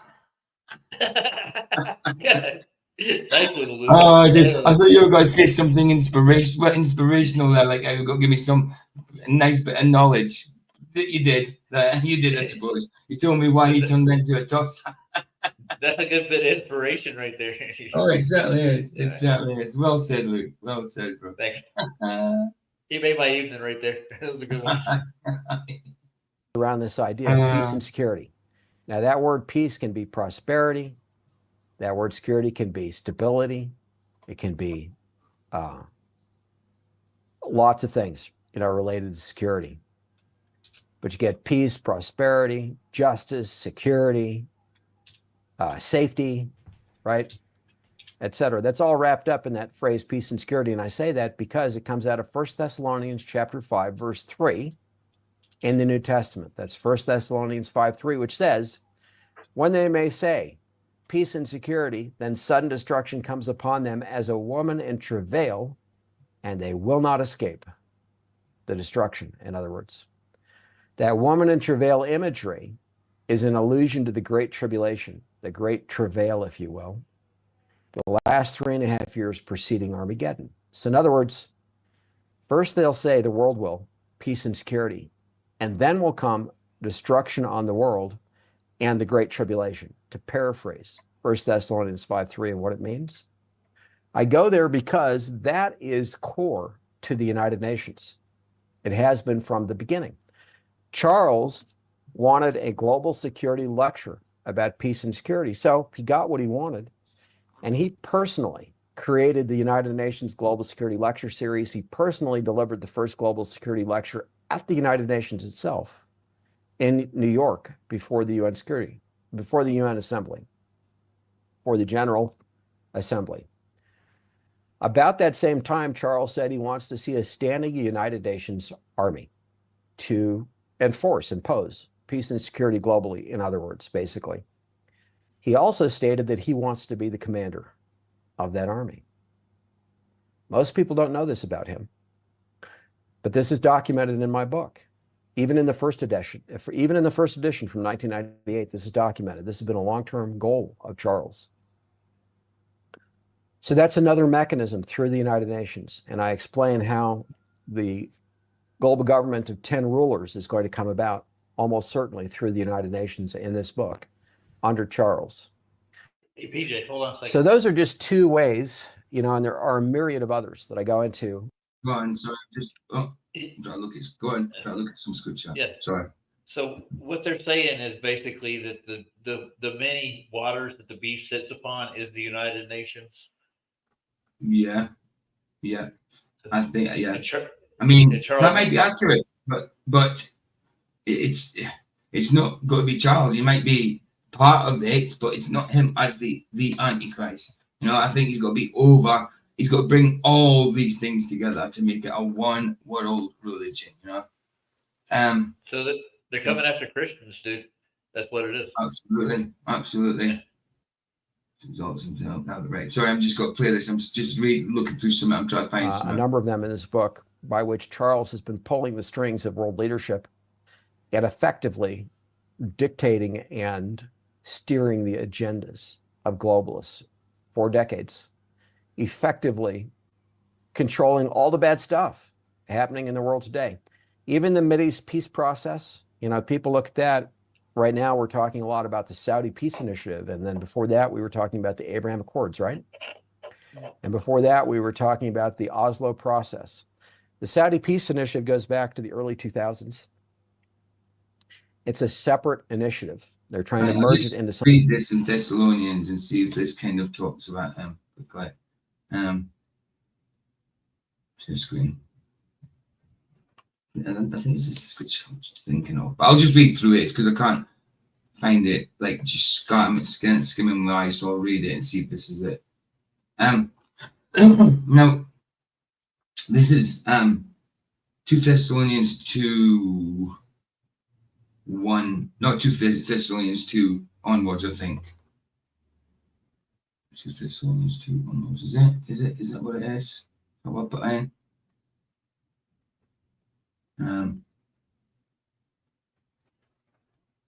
2 Thessalonians. Yeah, I think so. Anyway, it is. Sorry, 2 Thessalonians 2. Great apostasy. Now, brethren, concerning the coming of our Lord Jesus Christ and our gathering together to him, we ask you not to be soon shaken. This is New King James Version, by the way.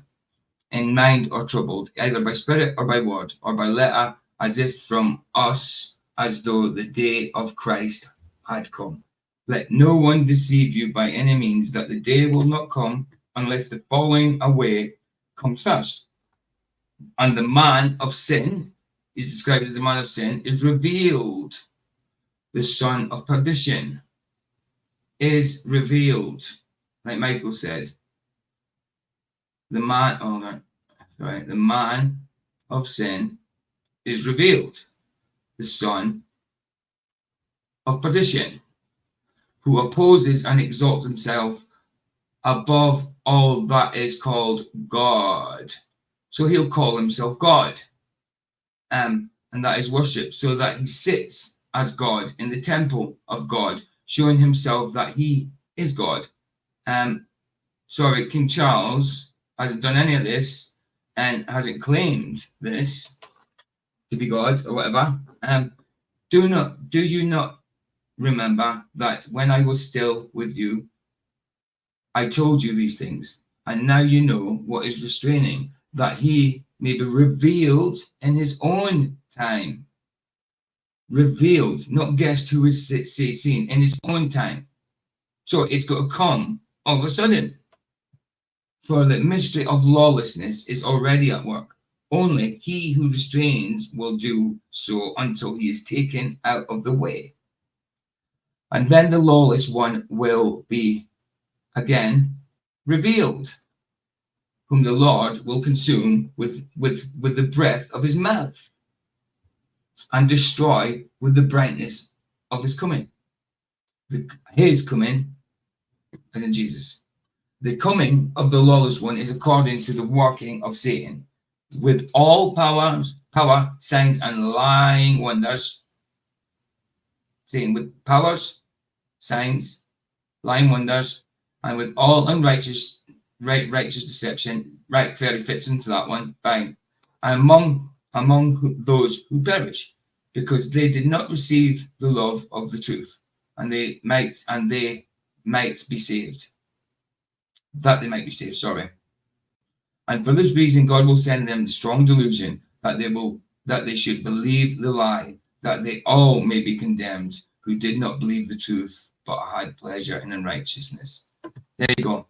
That describes the Antichrist. None of that, apart from one thing there, fits. Mean lying, yeah, but not lying wonders. Absolutely. And righteous deception, yes. That could fit a lot of people. The rest of it does not. The rest of that does not fit. Princey King Charles. I want to be honest, PJ. I think it's Mario. Yeah. It's me, Mario. Yeah, it's Mario. Yeah, like Michael said, the falling away comes before son of perdition. I've just read it. Yeah, absolutely. Yeah, I agree with Michael. But anyway, let's carry on. But to me, that wasn't the point about falling away in that. The point was the description of the Antichrist. Doesn't fit. It doesn't fit, Charles. I'm sorry, it doesn't. It seems like there is a great falling away now, though. There's definitely a falling away, but I mean, it's not complete falling away. They're getting close. Getting close. Anyway, let's go. That's what I'm going to come to now. In 1987, something called the London Agreement between Jordan's King Hussein and Israel's Shimon Peres was inked in London. The London Agreement came about because those meetings were set up by Lord Victor Mishcon, a lawyer who worked both for Princess Diana and Prince Charles at that time. Charles arranged Mishcon to arrange the meetings that led to the London Agreement of 1987. Yeah, billions are being led away through sorry. Oh, what's the word? Bloody hell. Oh my God, New Age. Can't believe I forgot New Age. People are falling away through New Age, but that could be falling away from New Age, but I don't think the falling away is complete. I mean, yes, people are falling away now, but it's not like the full amount that's fall away. I think it's got to be a lot more, a lot more. And Scripture is what we've got. Scripture is what we've got. And yes, Mandela effect's changing things, but the Holy Spirit will help us discern. We have to go by Scripture. We have to go by what Scripture's saying. It's what we've got for the words of Christ and the Holy Spirit if you work in tandem with them. And I don't see any of this. Yeah. It was that agreement that led to all. Hold on, PJ. Sorry. My dad used to think that AI had something to do with, or like supercomputers had something to do with the beast in the long term. Yeah. I mean, yes, things like www means 666, like www. I mean, it's just Satan using these things. I don't think the beast can be a computer system or anything like that. It's a man. It said it's a man. But yes, does the devil use these things? Of course, absolutely, yeah. Absolutely. They actually had a supercomputer called the Beast at one point in time. Absolutely. Yeah, I don't trust churches anymore. I mean, we are the church. It's good to get fellowship. It'd be good to find a church that adhere to the doctrines that the Holy Spirit convicts you of having. But you're never going to find a church building that are full of people that adhere to absolutely everything. I think it's good if you find a church that's close to it, and there's nothing wrong with going. But it's hard. It's hard to find something like that, and I don't think God's got to condemn us not for being a church building. If we don't go. Peace stuff that we've seen, false peace stuff since with Israel. So the London Agreement of 1987 led to the Madrid peace talks in Spain, the Madrid Peace Conference.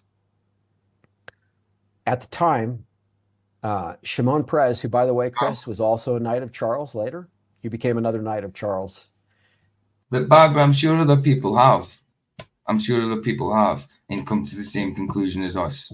Like you said before, everybody's got different opinions, and it's fine to be like that, Shimon Peres. The main thing, it's not a salvation issue. That's the main thing, It's not, as long as it's not a false doctrine that we're believing doctrines that will lead us to hell. Had that agenda shelved by Yitzhak Shamir, who was the prime minister of Israel at the time. Shimon Peres was the second under him, if you will.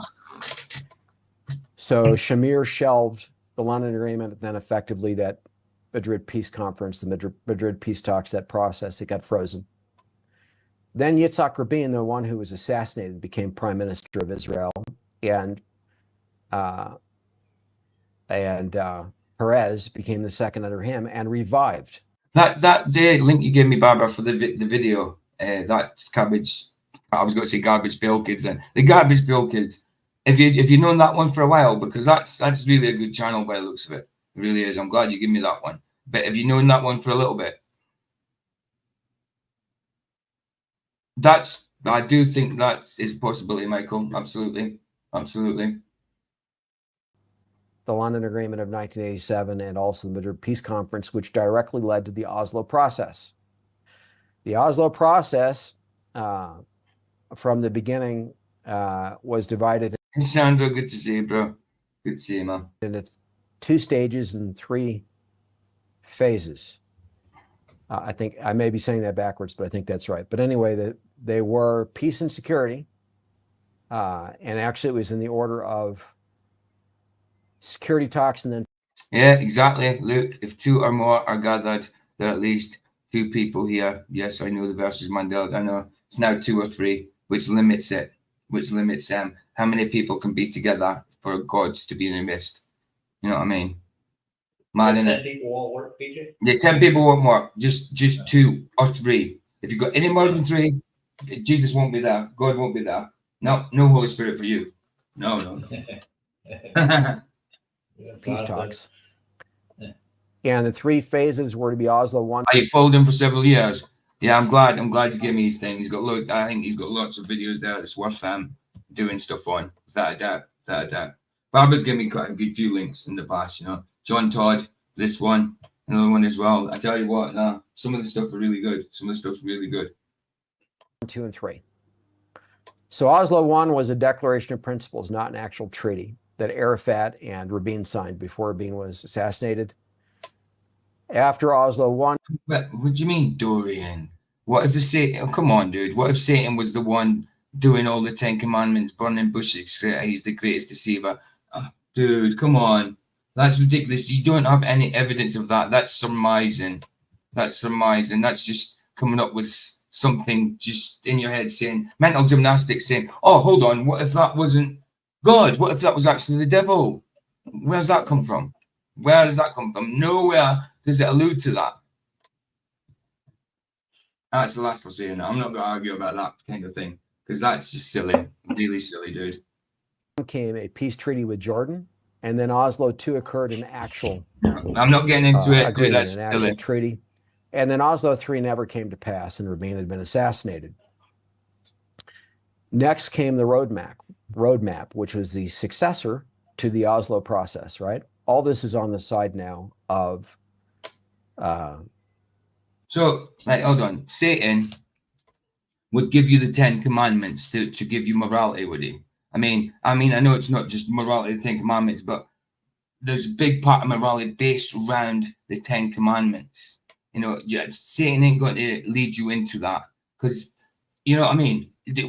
Satan would say, thou should kill, not thou shalt not kill. You know, Satan wants you to do all of the things that are in that it says not to do in the 10 Commandments. Satan wants you to do. Why would he have wrote them? Come on. He wouldn't have. Come on, guys. Come on. Yeah. Sorry. I'm not saying you're silly. I'm just saying it's a silly idea. You know. That's overthinking the Bible. I think that's well overthinking it. Saudi Peace Initiative. So the roadmap was under the Quartet. That was a good idea. Definitely, Barbara. Lockdown was the one. That was the one. I tell you, that's when a lot of people got a lot of studying done, isn't it? Me and Vicky had a lot of trouble in there. I didn't get to do too much studying. Me and Vicky had a lot of trouble, and that's when we was going through housing trouble and stuff like that. The boiler broke, and our mum was kicking her out, so it never got fixed. And we was having a bath once a month with pots and pans, and then wash every day in cold water. But have a hot bath once a month when we could boil all the pans and kettles. It'd take 2 hours to fill one bath. You know? Anyway, Barbara says, I figure I always have a room full since during lockdowns. I got well acquainted with me, myself, and we, as us. I had such awesome parties, darts, wines, and dancing. Okay, I thought you were talking about research. But I dare say the research is in there as well. PJ, I'm gonna go to sleep. Getting tired. I'll see you tomorrow. On Flat. Oh yeah, absolutely. Yeah. Of course, he's called a great deceiver for a reason, Barbara. But to say that he deceived. To say about the 10 Commandments, that's silly. You know, God to show it. Nobody could fulfill them except Jesus. You know, that's big part of morality. What's in the 10 Commandments? He's not got to be. He would deceive you in the way of like, don't do these things. That's why he's saying to. That's why he would actually want you to do these things that God says thou shalt not do. Yeah, absolutely, Roger. No problem. I'll be listening, guys. Good night. Of course, he's the great deceiver, but to think that about the 10 Commandments. a newly formed entity when Oslo III did not come to pass. And all of this was under Charles, by the way. And Charles was front and center, perhaps the most prominent. Research parties, best ones. Too right, Barbara. 20 hours, Barbara. Wow, that's a lot. That's a lot. And I remember being like that, though. And that's when I used to get into rabbit holes, though, you know. And then for a while, you'd have to take your head out of it because it got a little bit dark. Not that you were falling into the darkness, but you could feel the darkness, you know. So you have to take a step back for a while sometimes. But yeah, I remember them ones, Barbara. In fact, I used to take drugs to keep me awake at the time doing that. That's when I wasn't, obviously I still believed in God, but I wasn't following the Christ's beatitude, so to speak. I was trying to just research. Obviously, I believe still in that, but I was taking like amphetamines to stay up and just research because that's what I wanted to do. But obviously, then that gets you into the mindset of like psychosis sometimes. So some of your thoughts that you think are brilliant aren't as much when you sober up again, you know. Yeah, that was years ago. I haven't touched anything hard that since 2019. Just weed now, just weed. So it's me and Ian that's left. Nice. Guest, but among the most prominent guests, certainly at Rabin's funeral and then later at Perez's funeral. So he was in Israel for those funerals, and he was a primary guest at both, with Perez having been one of his knights by the time he died. So at any rate, the roadmap itself was under the quartet. Have you ever heard of the quartet, Chris? No, Tim, I haven't. Okay. This was the successor to the Oslo process, all under Charles. The quartet was headed by Tony Blair, who still reported to Charles. Tony Blair. It's headed by others since Tony Blair in more recent years, but every one of them has been a British subject under Charles to this day. The quartet is comprised, first of all, of the United Nations, then the European Union, then the United States, and then Russia. And because the UN is one of the four, it effectively is all the nations of the world under Charles. So in other words, the entire false peace process, and they're trying to merge the Saudi initiative into the roadmap and this thing under the quartet right now, they're trying to bring the two together. And Biden is being used to try to put Israel into a vice grip to force Israel to agree to the creation of a so-called Palestinian state and division of Jerusalem and so forth, which Israel is not going to accept. That will not happen by any agreement from Israel. And that's a whole other discussion for which we probably won't have time today. But the point I want to make is we have here in history now an individual who fulfills the biblical criteria to be the Antichrist. He's been identified biblically as the Antichrist. I know, Barbara, I've heard it. I've heard it when you've been on stream. It beeps every 10 minutes, and it was meant to have stopped beating 2 years ago. Madness. That's madness. But yeah, but no. Yeah, but no. But no. But yeah, but yeah, but no. Yeah, I tried researching. Well, I did research kind of while I was it was mainly, I didn't have a computer or anything, so it was all on my phone, and it was all videos and websites and all that kind of stuff at the time. So as much as I could, really. But at some points, I mean, I liked bass. We call it bass, squidgy, potty stuff, amphetamine. You know, if you dry it out, it'd be a powder, but it's like a wet, oily kind of squidgy stuff called bass. And it's obviously like it keeps you awake longer than One would, and last longer, sort of thing. So and cheaper. So I'd use that. Cat's piss, exactly, dude, exactly. And I like the buzz off it, but I realized when I was getting the buzz off it, I was researching, I was getting into this and getting into that, and it was like, yeah, just keep taking it. You just kept not sleeping, but then it gets to the point where you're a bit psychos, and then you're believing some mad stuff, or you're looking at some mad stuff and with not a clear mind. And even though you think you've got clarity of thought, you haven't. You might sound like it and feel like it, but you need to come out of that situation to realize it sometimes, you know. I mean, not everything that I came up with while I was under that influence was bull, but when you look back, it was like, oh, did I really think that? Wow, drug influence, you know. Exactly, though. Cat's fish, man. Carry on. Antichrist, Christ. and objectively with. Trying to get through this Charles thing a little bit more. We've had a load on Charles. Let's go to this point here, because I think he's saying more or less the same thing. To ever realize that, I don't think there is, but I go into the root words and I show that from Scripture in the book. So this statue also is a fulfillment like that other imagery that we've shown on. A yellow weather warning for rain. So maybe that's why my connection's been a bit up and down. That's probably why. On his heraldic achievement, his coat of arms of Scripture. But now you've got this. There you go, Michael. Exactly. Michael thought he could see Nibiru on Fet. That's the kind of things you think. Oh yeah, man. I used to think I could see things. I'd go to the toilet, grab a shampoo while I was peeing, grab a shampoo bottle, see all the all the long words on it for the technical terms for certain things and stuff like that. I'd look at that and try and make other words out of it and make sense out of it and stuff. Silly, man. Silly stuff. And it's all right to start off with 1 or 2 days, but you go on beyond the 3rd day, that's it. Without sleep, you're getting peripheral vision shadows that ain't there, mad stuff. Portrait to Charles that you brought up at the beginning of this interview, right? Yeah. Portraying Charles as a Baphomet-like figure. So let's look at. I'll grab that portrait there on the back just in case people didn't see it yesterday. I'll just get it up so people know. It does look very, very satanic.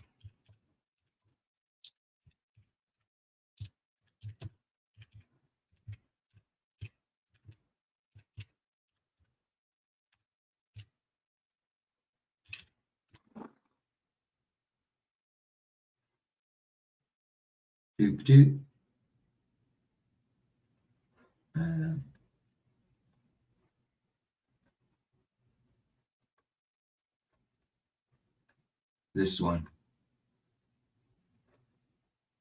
This one. Is it getting bigger? There you go. Oh no, hold on. I have to change to this tab now. That one. Yeah. Yeah, it does look very, very satanic. But I mean, a portrait doesn't prove anything. And it's got the monarch butterfly, which means symbology of changing from manifestation from one thing into another, like demonic. But they'll just say the monarch butterfly because he's the monarchy, that kind of thing. The sword, he's got. There's so many things you'd probably see, like someone said yesterday as well. Yeah, what do you call it? Paraphilia. What do you call it again? I can't remember. Where you see shapes and things. Pareidolia. I can't remember the bloody name of it. Pareidolia or something like that. I don't know. There you go. That's what I was talking about. Right, anyway, go on.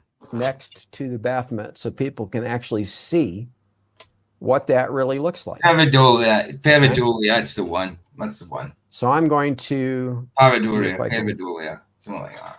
Share this. Are you seeing my browser here? Yeah, we got it.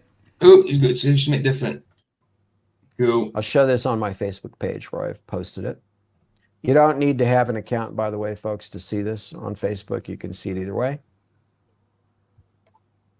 Okay, right here. Oh, I just showed it. In this particular post. Doing that caveman thing. Putting them together on that. Okay, I won't do that. That's the video I linked to. Let me see if I can just. I wonder if Caveman's done one on this. Sorry, I'm not wanting that to play. I wonder if Caveman's done what he does on this painting here. I'll ask him when he comes in. Don't know if he's ever done that. All right, so people look at this and they see, like you can see the wings here. I'll just outline it in this inverted W, and I'll show where it is in this mirrored image. It's right here. It is there. Right, so here's a wing. But here's a wing. Here's the triangle for the wing. When they mirror the image, here's the Baphomet head in between. So the head is right up here. This is the body, although this looks a lot like the head here too, right, with the horns. It does. Right here. Looks like Hans grabbing up the horns as well. And then you've got to have Charles with his head inverted upside down. So they've flipped this image upside down in addition to mirroring it to show that the Baphomet statue is hidden in this. Even the tits, it's an androgynous statue, are here, right? It's very satanic, but it's, people looked at the original of this portrait of Charles, you know, which he knew about ahead of time, which he commissioned, he officially sanctioned it. None of this was a surprise to him. And they said, what is this showing? Is Charles like the ruler of hell? You know, with this fiery red background around him, and he looks like a corpse. He's pale green gray, right? He looks like a rotting human corpse, but he's alive, you know, in this portrait. I mean, yeah, there's a lot of symbology there, and it is really morbid. But I don't think that proves it. I just think the devil wants us to think things like that. Like I say, he doesn't fit any description that was read in Thessalonians there. And here he is, inverted, you know, going head down as if to hell, with the Baphomet in the center, like he's the worshiper of the devil, and he's the right-hand man, if you will. But he's descending to hell, you know, as the Antichrist. It's like he's advertising to the world that he's the Antichrist with the satanic imagery, even without showing any of the actual biblical imagery, which is what I took pain. No, of course it doesn't. It doesn't prove anything, Michael. Mirror and stuff like that. It'd be interesting to see what Caveman thought of it, you know, see what he could see in it. Yeah, it doesn't prove anything. Even if it's there intentionally, it doesn't prove that that's what that he's going to be that he is the Antichrist. There's no, like I say, there's no description in that Thessalonians scripture there that correlates to Charles at all. Like I say, he hasn't got the charisma to show your audience here in this interview, so people can understand the basis for saying that Charles is in fact the Antichrist of biblical prophecy. We're watching it fulfilled right now before our another reason that's very there's some ways to say it, but I disagree with that. Now, let's go forward a bit. Let's get past the Charles stuff and start somewhere else. How much further has he got going with Charles? Let's see. Still more. Oh wow, it's a fair bit. We're gonna have to carry on, mate. I can't just skip that amount. But then by here, yeah, I'll skip a little bit of it. Get past here and go into this here because we have Revelation. Right, see what he's saying about Scripture. And because I'll have to do another video, another stream on this. It won't be tomorrow. Probably the day after. I'll probably not do one for. Give us a break off this one. But I want to finish it because of who gave me it, Dave. Can't play drums. Want to give it. I'd be like I say, I'd be remiss if I didn't give it all due attention. You know what I mean? But I'll do something else tomorrow. The thing I said I was going to do the other day, and then do so. Maybe in a couple of days I'll get back to it. But I will finish it off. But we'll get a couple of days rest off it. Or Revelation chapter 6, I mean to say, and I'll go to the verse here. For the fourth horseman of the apocalypse.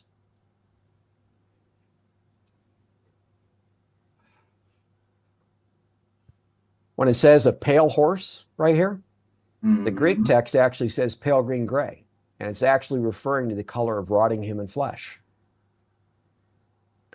So it's not a pale horse, it's not an ashen horse, it's actually pale green gray. And this word translated as horse can be an actual horse, it can be a Pegasus with wings, or it can be a unicorn. The fourth horseman, his name is Death. Death is a name given to the devil in Scripture. For example, you can find it in First. And when I was going to say Michael gets home, we should be doing a stream together.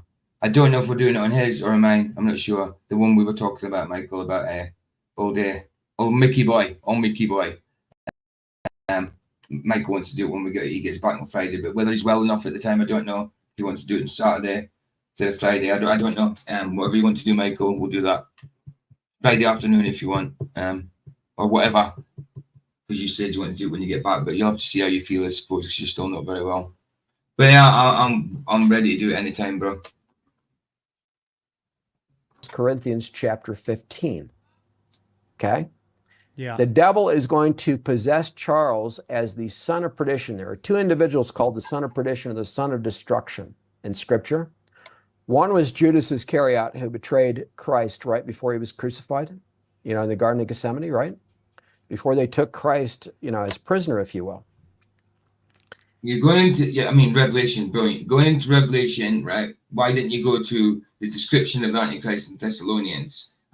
Yes, Revelation is brilliant, but there's a lot of metaphorical, like symbology kind of stuff in there.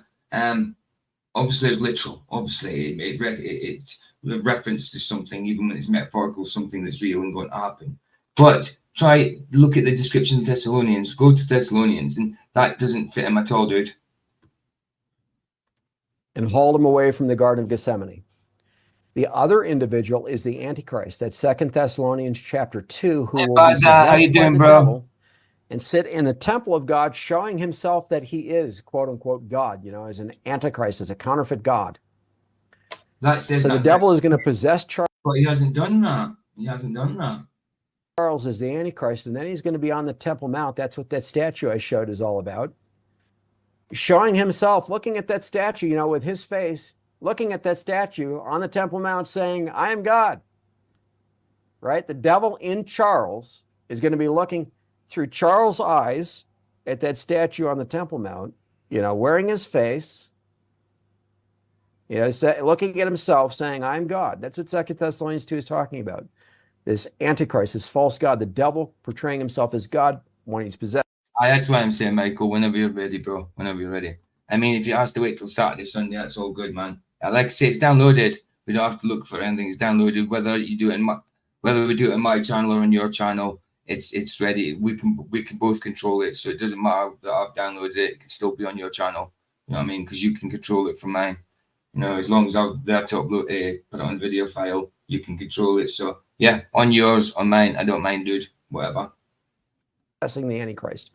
I point this out because here, the fourth horseman is named Death, but he's a man, not just a spirit. In other words, Charles is going to be possessed by the devil named Death.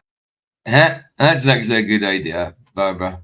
Barry, I still think you should go with Barry Bodacious. Why not be admirable? Why not? Why not? Or Baza Bodacious. Baza Bodacious would be all right as well. Why not? Bodacious. Just don't be throwing up the old devil horns. Oh, sorry, Lord. I'm throwing up the devil horns. At this point, and he's going to be riding a pale green gray horse that just happens to match, in reality, the actual coloration of that unicorn.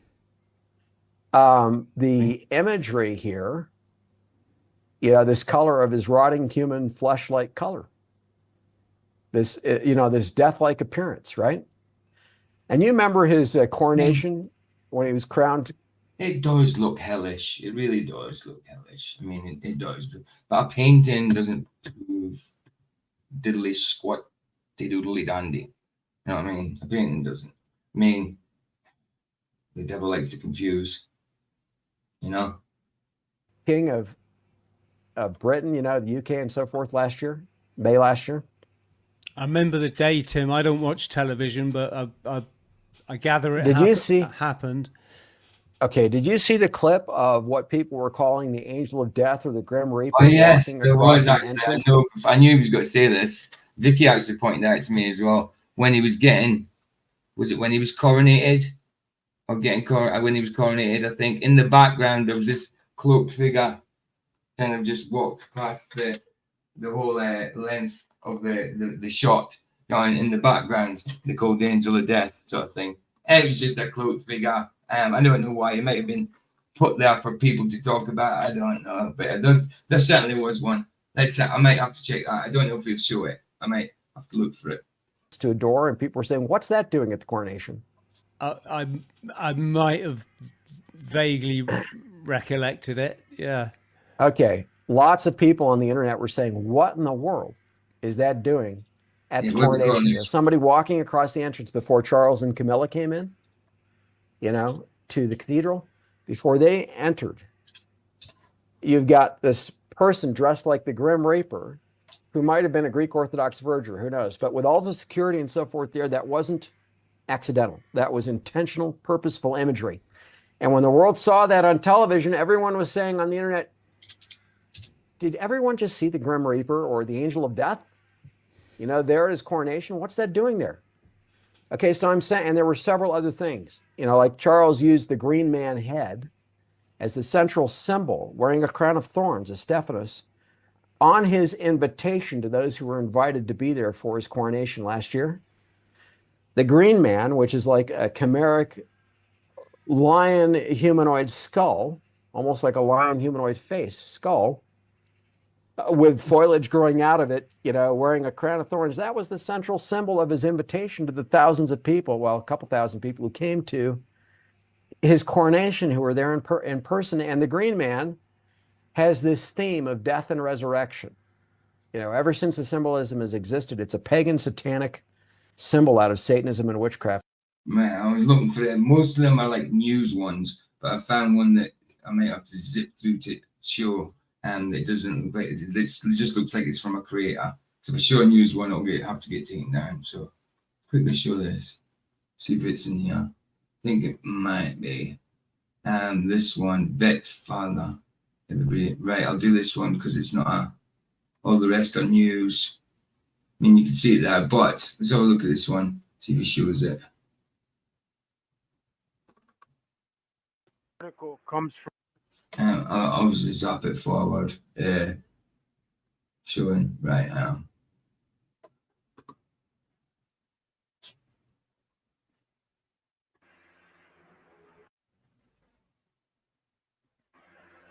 Right. Oh, yeah, see it? Right there. Or has he got to play again? Yeah, he is. There, look. Royal fans. That's during the coronation. I don't know if I've seen that, but that's just. Or something like that was present at Arby this morning. You can see the shadow. It's black, dressed in black. On this close-up video, let's take a closer look. Okay, stop right there. You see his head, this guy here that's putting the flag down, his head turns in that direction. So he definitely sees it. Something caught his attention. Well, why wouldn't it if someone walked past? He wouldn't. See right there? There you go. That's it. That's it anyway. So yeah, that was it. If they're going to make that association, and then Trump just received a deadly head wound. Exactly, bro. Exactly, bro.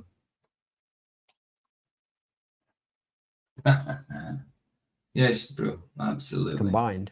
And I address it in detail in this book. And by the way, I documented it in this book, Chris, more than a decade before his coronation, before he ever chose that as the symbol to represent himself on his coronation invitation.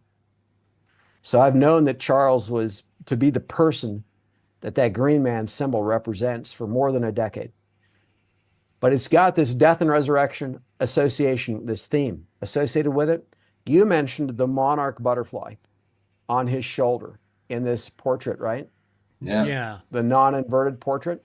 The monarch butterfly is there because it also has a death and resurrection theme. The butterfly generally does. The creature does. Yeah, the idea that it goes into a cocoon, you know.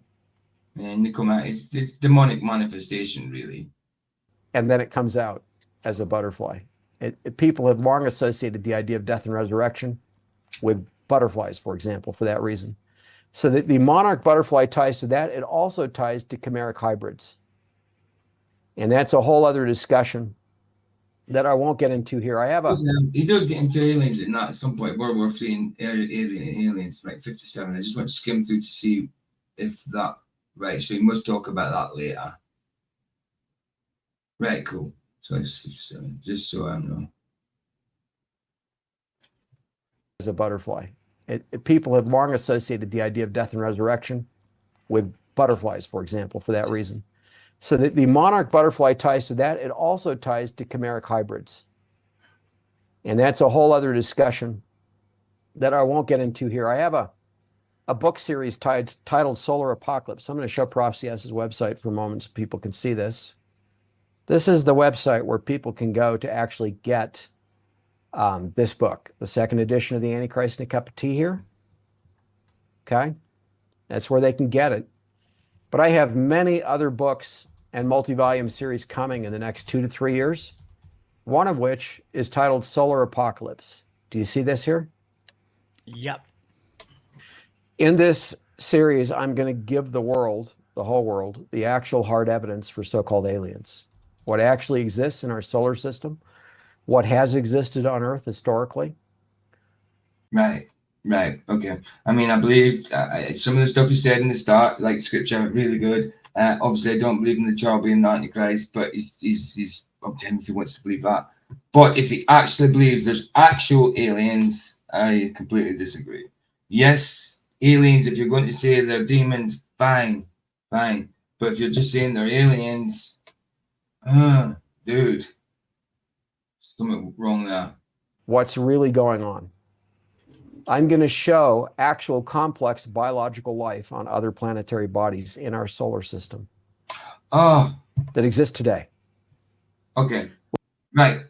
Dave, straight off, like if you're listening at some point, Dave Martin, can't play drums. If that's what he's into, yeah, I don't know how, like some of the scripture he might get right, but that will give him a warped sense of scripture itself if he believes in that stuff, especially heliocentrism, other galaxies and stuff like that. So my not yet has changed to a little bit no, you know, because yeah, he's deceived if he believes there's this on other planets. I mean, especially what we know with flat Earth. And I mean, come on, they think they can see microbial life through a telescope on other planets. Just ridiculous. So from possible from a not yet no to a leaning more to no, you know. With official photos from multiple space agencies. Eddie Banner. Some of it is on Mars, some of it has survived. In fact, is still alive on Mars today. And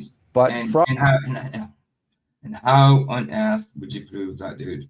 How on earth would you prove that? That's ridiculous. From Earth, chimeric hybrids were produced historically under the devil and the fallen angels.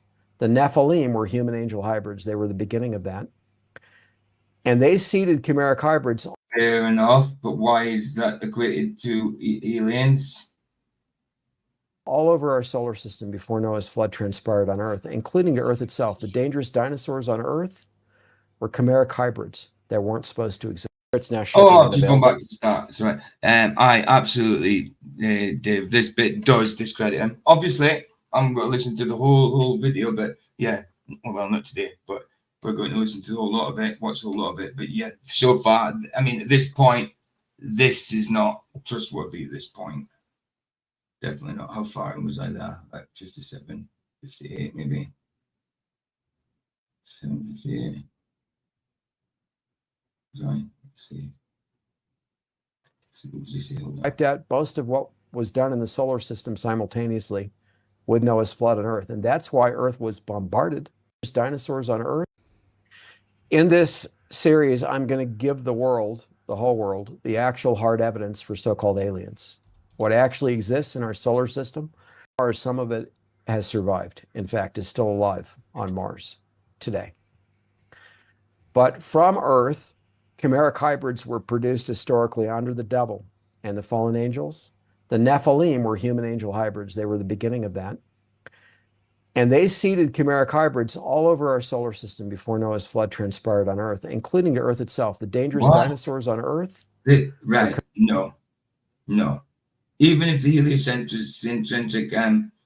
heliocentric model was true, how the hell would you know that? No evidence whatsoever for that. No, at this point, he's either being deceived by demons, or he's lying, or he's completely lying. Because no, just no. Chimeric hybrids that weren't supposed to exist. And so God wiped them out on Earth, and he wiped out most of what was done in the solar system simultaneously with Noah's flood on Earth. And that's why Earth was bombarded. Noah's flooded Earth, absolutely. But did he flood Mars as well? Did he flood I don't know, Jupiter, the massive gas planet, you know? Does anyone here listen to the Rolling Stones? I know of the Rolling Stones and other music and that, but I don't sit and frequently listen to them. But yeah, absolutely. Yeah, Riot Gaming, good to see you, man. Good to see you. Yes, imaginations. Like imagination. Bombarded with comets and asteroids. All that actually transpired thousands of years ago in connection with Noah's flood, not millions or billions of years ago. So that being said, I know you did, Dave, but you sent it through as a clip, and for some reason it just came up blank. It didn't say anything. I forgot to tell you, it didn't say anything at all. It was a snapshot, wasn't it? But it just came up as a shape, and it was grayscale. Nothing came through with it like a picture. I don't know why. It's probably my phone because I ain't going to get. Oh, I need to go and get my phone. Wow. Yeah, I'm gonna go and do that this afternoon. I have to do that this afternoon. I need to go and get it. It's been in for ages. Right. Anyway. So sorry I didn't get that, dude. I forgot to tell you. That. Said there are some interviews on my YouTube channel where I actually show some examples of complex biological fossils and creatures on Mars and our moon. But like I say, as he gets further on, he might say something that is true. So like, you know, it's still worth watching to the end, you know. Yeah, I don't, but I came across this song by them called Sympathy for the Devil. Yeah, absolutely. Go check out the live performance. It's lit satanic ritual. Yeah, that's right. I've heard of this. So I know the song, I know of that title. Can't remember how it goes. But yeah, I can't remember if I've seen the video, but I do remember the title, Sympathy for the Devil, absolutely. And I'll just show my YouTube channel here for a moment so people can see what to watch who want to know more about that. So if you go to the videos that I myself have uploaded and shared on the channel, there's one here that I show a few examples. With that there, which shows the coins at the start there, that's the picture I've got. That's the thumbnail I've got for the mud fossil, dude. To do it, that said out, I'll have to play at some point. It's got them same two coins. Not the same video there, but it's the same thumbnail that's used. Same image. L.A. Marzulli. And then here is a 5-hour. Sorry about that, Dave. Like I said, I forgot to tell you that nothing came through. Probably because of the time I got it, I can't remember. Probably fell asleep. Our interview with a non-Christian where I show many more examples. I show hundreds between these two uploaded videos on my channel and describe how they got there and so forth. What you're looking at, if you can see that thumbnail, I don't know if you can, is a creature that's about the size of you and I. It's got an amphibian-like face, that's humanoid/amphibian, that is an insectoid. It's a large creature on Mars. Insectoid. That's a photo now. And where do these words come from? Insectoid. Marzulli. What's Marzulli? Michael. Took. Marzulli. Is that an insect from Mars? But they're not sharing with the public. They haven't pointed it out. I have tens of thousands of images like this, and I'll share other examples in the Solar Apocalypse series. That's why I bring it up. So. You came across them and turned them off. Yeah. That's fair enough, Michael. That's fair enough. But I mean, I am going to complete it, like I say, because Dave wanted to know about it. No one wanted my opinion on it. So I'm glad that we're doing it so he can see what we all think, you know, because he's in chat there. So it's good. It's good that we're doing this. Without belaboring that, that's author Tim Cohen on YouTube. So far, Michael, I agree. YouTube. People want to go to my Facebook page. That is also author Tim Cohen on Facebook. There'll be more that I share on other social media so that it's not censored off YouTube later.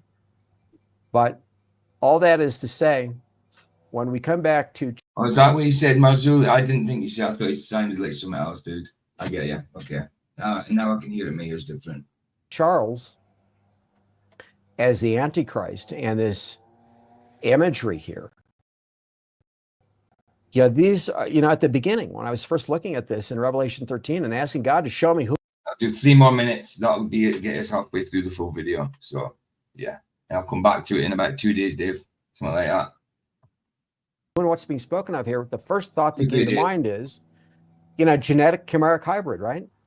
And we have all this effort today among geneticists around the world in, like mad scientist kinds of people trying to produce actual chimeric hybrids, right? For different purposes. Some seemingly noble, other just, wicked to see what they can get away with, what they can actually achieve. And what I'm saying is, historically, prior to Noah's flood on earth, the fallen angels and the Nephilim, their human angel hybrid offspring, actually did. Oh, Michael, those two videos you sent me the other day in WhatsApp, I covered them yesterday on yesterday's stream. Yeah, man.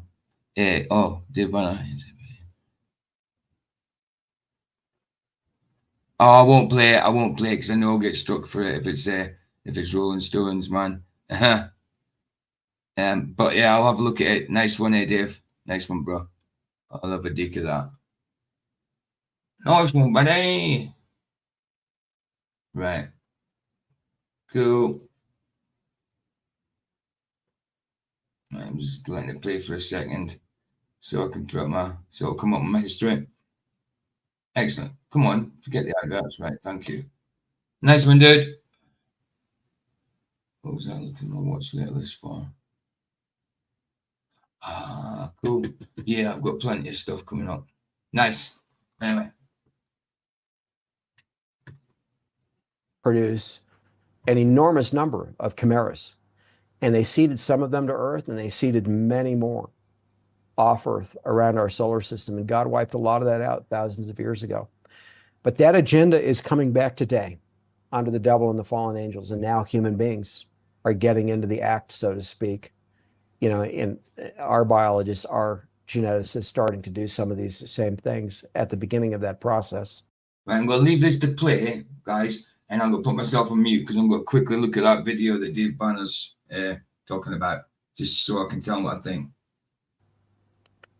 At any rate, Charles has upheld this idea of chimeras by what he put on his coronation invitation the Green Man had. And let me show that and not just talk about it, because I've actually got photos of it here.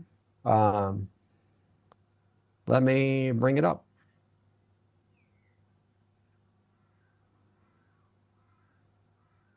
Let me find it in here somewhere. Coronation invitation. I do remember the song now. But I'm going to carry on. Yeah, I apologize for not having this ready to go. But here you go. So here's the invitation itself. That's the whole invitation. And there's the Green Man head at the bottom. And notice the crown of thorns right there on the head. Right? Yeah. Crowned with an acorn that looks a bit like a phallus too. But you can see it looks a bit like a lion, the humanoid head, right? Pale green? Well, because it has this theme of resurrection, not just death associated with it, in witchcraft and so forth, in Wicca, they've surrounded it by. Yeah, absolutely. I remember this now. I'm just going to show you. I'm not going to show the video. I'm just going to show where I paused it at one of the points where I paused it at. So they can't strike me for that. Share screen. Rolling Stones. There we go. There you go. Look, right there, where he's on his hands and knees, worshipping the devil, methinks. Oh, Jake Maga. Worshipping the devil right there, look. Yeah, man. Crazy. Yep, definitely. I think so. I think you're right, Dave. I think you're right. Absolutely. I remember it now.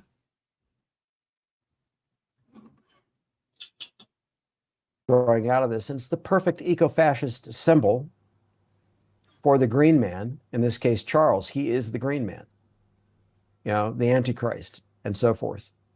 So this is Charles' coronation invitation. If we contrast it with his mother's, which is this one right here, you can see how incredibly different the two are. Right? So I'll do that. So hers, she showed some of the regalia. Sorry, I'm going to show another still image from it. Yeah. I just need to add the stage again. There you go, look. Devil on his chest. Yeah, And seconds before that, hold on, show you. I'm not going to play it, but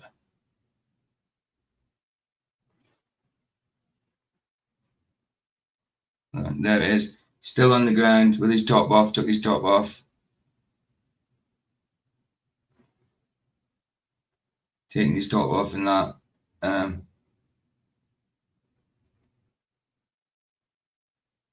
Yeah, definitely, Dave, I agree. Definitely. A ritual, probably look, tongue out, everything. Tongue out. Ugly face. What's he doing there? Oh, all right, okay. Oh, was that John Lennon in the crowd? Lennon in the crowd. Oh, that makes sense. Lennon in the crowd. Oh, of the same ilk. Wearing purple. Of the same ilk. Red. Yeah. 8-minute video as well. Since when did they do 8-minute videos back then? But yeah, I agree with you. Absolutely, bro. I agree. Means agree, Dave Banner. I would say yes. A ritual of some sort. Absolutely. Absolutely, bro. Investiture, right? Here. And had her heraldic achievement as queen, would-be queen, right here. And then, you know, looks relatively mundane. Other than that, the scepter for the monarch, the scepter for equity, etc., right here. And you're right, the weird audience as well, Dave Banner. That's what I was saying. I just seen Lennon in there. Look, we all know what he was into, you know. I cover Charles' coronation in vast detail as king, you know, in the second edition of the Antichrist and a Cup of Tea to go into everything about it. But the whole thing was the destruction of Christianity in the United Kingdom. I just seen it on the YouTube side. I missed it. But I'd seen someone in there say something about a demon, a cabbage beet demon. I know it's leaves, but look, it does look like a cabbage patch. So we're just talking about cabbage patch kids, and then that comes along. Wow. Yeah, Justin Bieber says he's saved. Of course. But look at his pastor. His pastor used to take him out drinking and nightclubbing and stuff. And then his pastor turned from God. Now he doesn't believe anymore. Can't remember his pastor's name. Maybe you'll know, Barbara. Can't remember. Well, let me just find out. I think he was he a Bethel dude or a Hillsong dude? He might have been a Hillsong dude. Can't remember.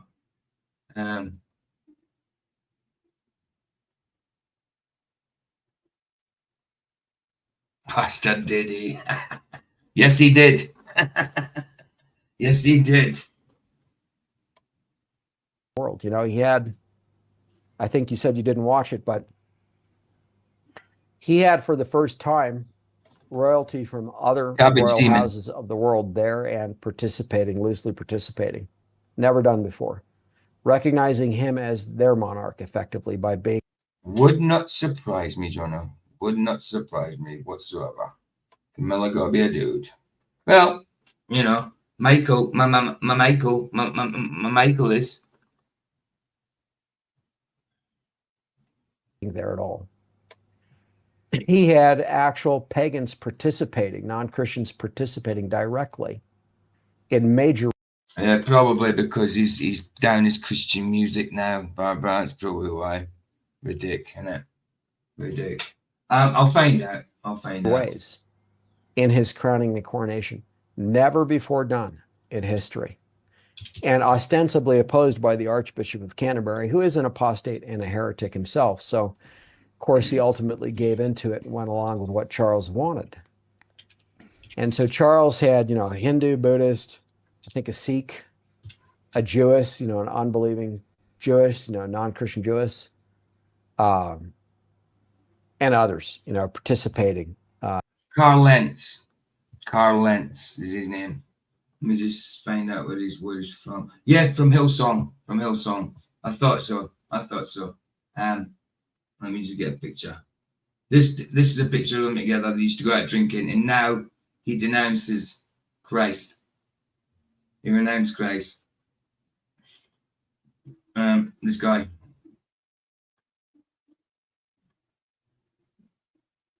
You see that? Yeah, there. There he is. Yeah. And this is probably what it looks like now, putting a bit of weight. See, used to go beach together. The corrupt celebrity pastor. Used to go out drinking with him. Took him out drinking. Probably did threesomes, stuff like that. You know? Yeah, just a false pastor, false teacher, a heretic. A heretic, dude. A heretic. There you go. There we go. A Muslim, a couple Muslims participating in his coronation, you know, giving him various. Nice. Very good, Sandro. Very, very good. Very good. Let us pray. Liking it. Elements, parts of the regalia. So by making it a multi-religion, multi-quote-unquote faith coronation, he effectively disestablished. My reaction exactly, Barbara Hillsong. Psh, sloppy face. Hillsong originally, when they first came out, I believe were possibly a good ministry. Then they just let all the fame, corruption, LGBTQ in, all that kind of thing. Well, now they're just a group who support all that kind of crap. And they don't hide it. You know, it's just a synagogue of sin now. You know what I mean? Synagogue of Satan. I do think they started off as okay. Australian, isn't it? They originated in Australia, I think. Because they used to go about with the music, nice Christian music, with their testimonies as well. You know, giving the testimonies along with their music. It's a ministry. It's a way of putting it forth and getting the gospel to them. But fame took over, money took over, you know, all this crap come in, and they've been corrupt for a long time now. Even back in when I was in rehab in 2003 to 2005, that's when people were still listening to them, but I was dubious of them then. Very dubious then. Without officially doing it, the Anglican Protestant Church, with the blessing of the apostate Archbishop of Canterbury. And they've all been apostates going back decades and decades. I also document that with hard evidence in the second edition of the AntiChrist and Cup Tea, and I did some documentation on that in the first edition even. Every one of them has been an apostate or a heretic. The current one, an apostate and a heretic. And so another thing that happened at Charles' crowning last year was the Archbishop of Canterbury, on Charles' behalf, at his behest, Charles' behest, calling the world, all mankind, to voluntarily pledge fealty, loyalty to Charles as their king. So not just the British Commonwealth, anyone willing, you know, to say that basically pledge of allegiance, if you will, to Charles was invited. I wanted to ask you about the Birmingham, you know, that was at the Commonwealth Games opening ceremony, and I guess that probably coronation he effectively disestablished. Right, an hour and 5. We'll leave it there, and we'll carry on with this in a couple of days. But at the minute, Dave, I'm saying no. At the minute, it could change. Doubt it now. But from what I've heard, no, I wouldn't follow. But we'll like I say, I'm going to continue to the end. I want to see if anything else he said is in truth or whatever. We'll see. I do believe he probably thinks he's telling the truth. But yeah, we're going to finish off with some of Jim's observations. But I want to show another 7-minute video first. It's just, I had it in my downloaded a few days ago. I was going to show it. It's Einstein debunked by P. Brain. Earth not rotating, no equilibrium, no equatorial bulge.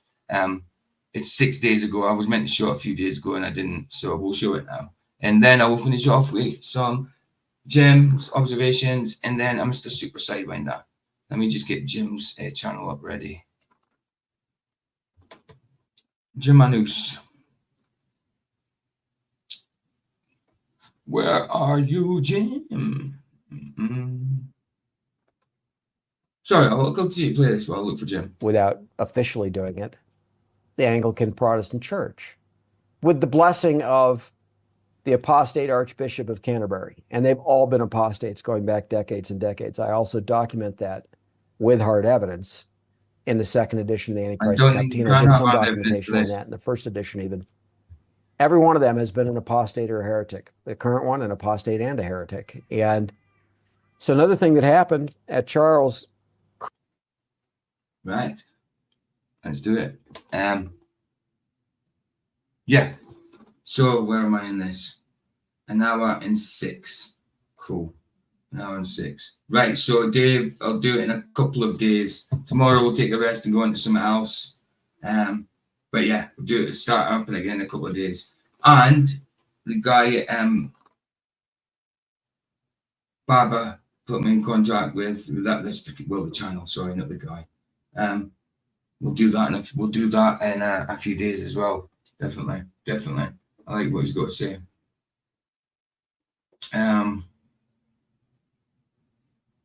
Sorry. Oh yeah, video. The P-Brain one.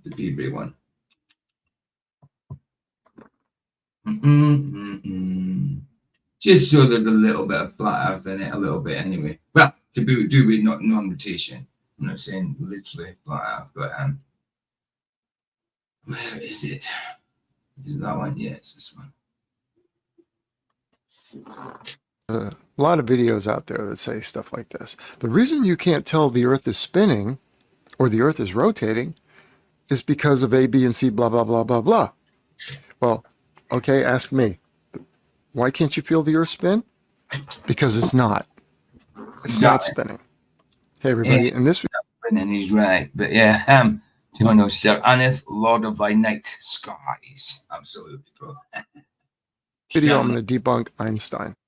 Einstein said a long time ago that there's no experiment you can do to prove whether or not the Earth is moving or in motion or rotating. Okay, something like this. He says, while I was thinking of this problem in my student years, I came. His impression is quite good, actually. To know the strange result of Michelson-Morley's experiments, I came to the conclusion that our idea about the motion of the Earth with respect to the ether is incorrect.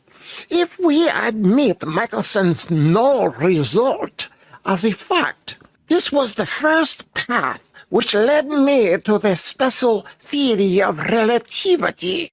Since then... Alright, so let me get you the link for this just in case nobody's subscribed to P-Brain. Share. Copy. Oh, my subs have gone down again. I was up to 359. Now it's down to 358. Happens every day. Every day. Weird, isn't it? I think it's YouTube. Right. That's the link for this video. So if you want to sub through that. I am. Am I actually subbed? Yeah, I am subbed. Just making sure I am subbed. Yeah, cool. Right. Carry on. Okay, here's the part. Since then, I have come to believe that the motion of the Earth cannot be detected by any optical experiment. Though, here's where he just proclaims, though the Earth is revolving around the sun. Now, P-Brain here thinks he has an experiment to debunk me. I think P-Brain might have. I think P-Brain might, Mr. Einstein. I would like to see it, P-Brain. Okay, Mr. Einstein. I'm going to show you, Mr. Einstein. Monocular us. And of course, there's no experiment to show the Earth is rotating, because you're trying to show something that's not real. The Earth is not rotating. Exactly. Is that maybe why he had difficulty showing the Earth rotating? Because it's not. So, of course, you can't show that it's rotating. But what I can show is that it's not rotating. Let's go. Good. I have a rotating disc. This represents the equator. I have all these pennies on here.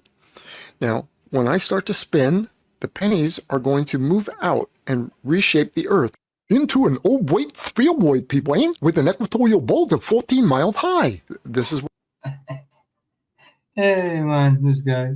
He's pretty funny. What they say, Newton came up with this, all backed by Neil deGrasse Tyson and everybody else, that the Earth's rotating and we have a bulge, an equatorial bulge. They even say it's bigger on the bottom. Newton said there's a bulge, a 14-mile high bulge due. A Blake spheroid, bigger than the bomb, so a little bit pear-shaped maybe. So, an oblate spheroid. How do you get constant radius out of that? How do you get your R from something that's not constant? Isn't that a little bit weird? If someone knows that answer, can they tell me? Weird, huh?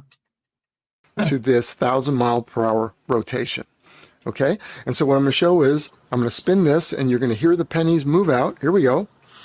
Yeah. Okay, they're moving out. And when they stop, now, this is just a cross-section of the Earth, like slicing the equator. Slicing the ball in half at the equator, lifting the top half of the ball off, so you can see the equator in the midsection. Now, all of as this moves out, as the coins move out, which represent the ground, the beyond measurable weight of rock, dirt, everything moving out and upward from center 14 miles high around the equator, what I want to show is what equilibrium is, too. That the reason these are in equilibrium now, considered to be in equilibrium, is because they've stopped shifting. Now, here's the key. Here's the key.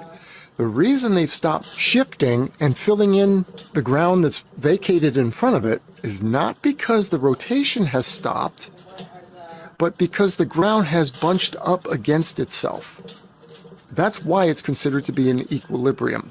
The poles are basically hardly even moving. It's like the hour hand of a clock, right?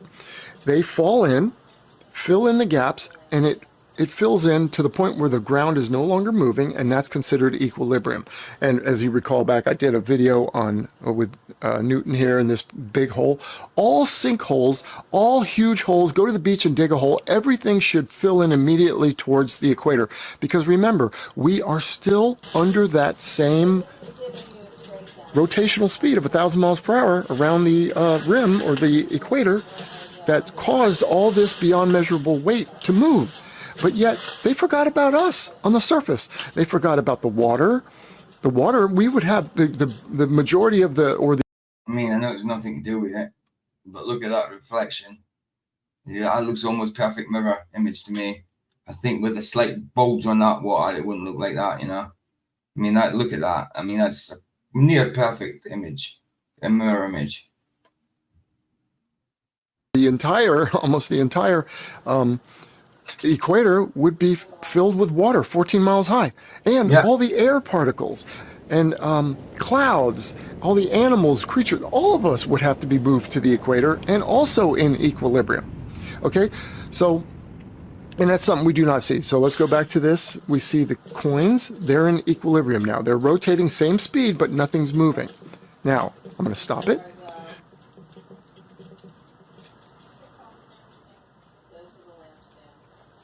Just so I can put my Lego guys on. They're a little hard to see, but now they are on the coins that are in equilibrium. They are on the ground that's considered in equilibrium. So let's start rotating. Let's get back up to speed. And you can hear them moving now. That scratching sound, that's the Legos moving. And let me slow down here. Okay, they're in equilibrium. And then we slow down, bring it to a stop so you can see them. They are now piled up at the equator too. They are on the ground that is considered to be in equilibrium. This is an experiment that shows that though the ground has stopped and is considered in equilibrium, the Earth is still rotating, my disk is still rotating, and when you put anything or people on top of the disk, on top of the coins that are in equilibrium, the ground, they still move and they have to get into equilibrium. That's the point. So Einstein debunked rotating and that we're in equilibrium and that's why we don't feel the rotation. Debunked. The Earth rotation is debunked. There is no rotation to the Earth. It can't be. It's not possible. You can't be on the very ground that is under the 1,000-mile-per-hour rotation, a rotation that is bulging the ground outward 14 miles high, and is only stopped, not because the Earth stopped rotating, but because the ground filled in and wedged up against itself. That's the only reason it stopped. We on the surface would also have to move. This is just reality. It's like you make a little... We'd be moving along with that bulge towards the equator. You know? It's ridiculous. A whole lot of it. Electronic car and say, I'm going to show how great this car is and how smooth, and I put a full cup of coffee in the console and go ahead and let it drive around, and as it's pulling in, boom, it smashes into a Sandra, so all the immigrant boats are because of us. That's why they end up in the Midlands, because it's the middle. Oh, tree dents in the whole front end, and you go, yeah, but the coffee never spilled a drop. That's not possible. Same thing here. It's not possible to be on the ground that is bulging 14 miles high due to the current rotation of 1,000 miles per hour. Not possible, as I've showed in the video. All right, thanks everybody. Thanks for tuning in. Bye. Nice one, P-Brain. Nice one. And Jim Anus, let's see some of his observations, then we'll play on Mr. Super Duper. Don't know, we'll have to flick through them, see if we haven't seen some of them, see if we've skipped any at some point, because it looks like I've seen them, most of them at the minute. Let's have a look. Sharing? Yeah, we'll be sharing. There's only a few new ones. Say again. Only a few new ones. Cool. Right, some new ones. Let's have a just let's go to some of the older ones. Right, don't know if you've seen this one 4 days ago. Have a look at this one.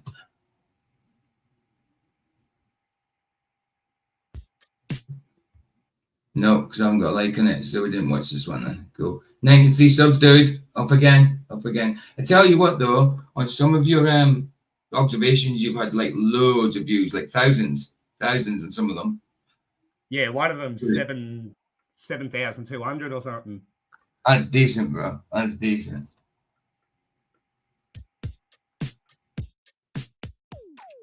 And I love your music, man. Let's go. Got a lot of free music, mate. Oh, it's got to, man. It's got to be done. Yeah, oh, Barry off. Good. See you later, Barry. Nice one for being here, dude. Nice. We're finishing up anyway. We're watching a few Mr. Jim's observations, and then we'll finish off with a super winder. Super sidewinder.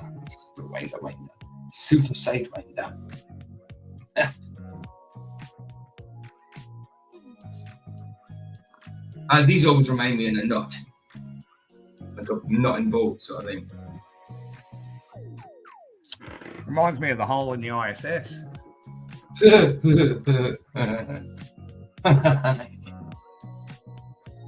think it. I think your moon ones are really cool.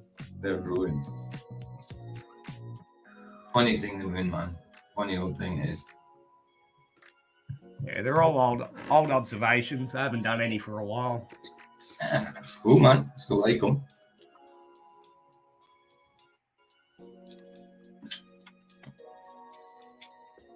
I'd have to do it myself. I'm just not in the position right here. I mean, not going to see any stars where I'm at. I'd have to go out in the country.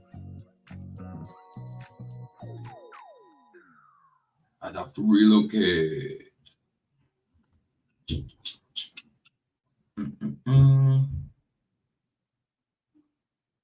Tell you what, though, you've been fairly doing some uploading, 177 videos. Wow. Yeah, my computer keeps crashing now on me. Oh, it does. Oh, they're a pain in the ass when they do that, man. Yeah, sets me back 2 days. Ooh. Oh, it looks like we missed some down here. Let's go further. See it. Ooh. 10 days ago. Oh, look at this. Oh, good few of you missed that.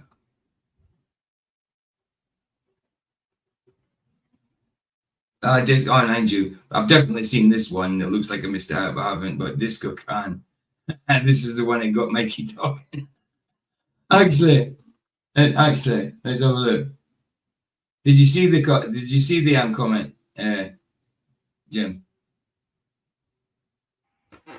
I've seen what I've seen. I haven't gone looking again, but It was in the Disco Can one, I think, or was it? Yeah, there we go. Oh no, hold on, he didn't say it in here.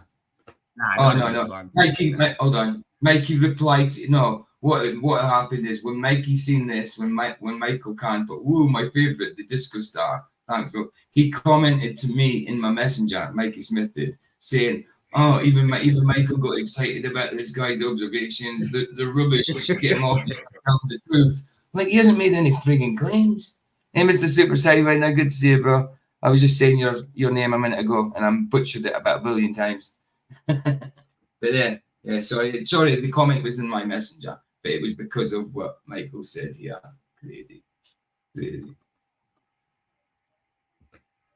Actually, let's play. Oh, just came off of it, didn't I? Where'd it gone? Oh, actually, let's play Cookies Moon. I know I've already played it, but let's play Cookies Moon. One for the Cookie Monster. Yeah, I've selected it.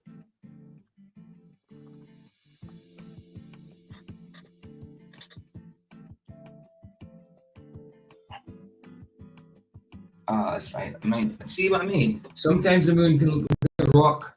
Sometimes it does look spherical. Sometimes it looks like a disc. And sometimes it looks like it's opaque, see-through. Sometimes it's crazy. But so many different appearances.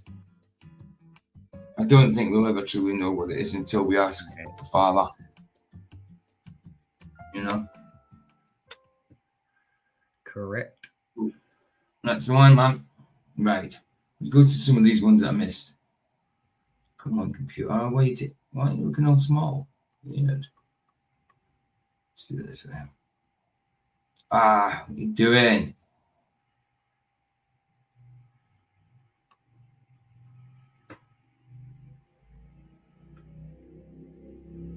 Xander's Choice. So we played this one. Maybe we just played this time. Yeah, I have. Yeah.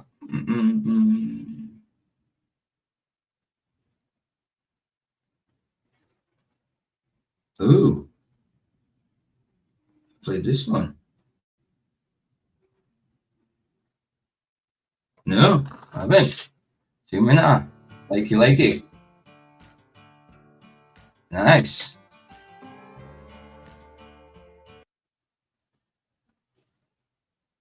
Yo.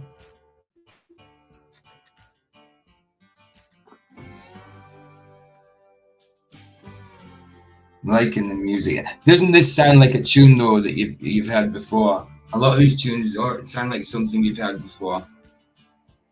Yeah, I kind of choose them on that respect. Yeah, man. Definitely. Like, what are you doing? You're blowing smoke in front of your camera. Yeah, let's get an effect here. There's no cloud out tonight. Let's blow some smoke. What a group. Absolutely.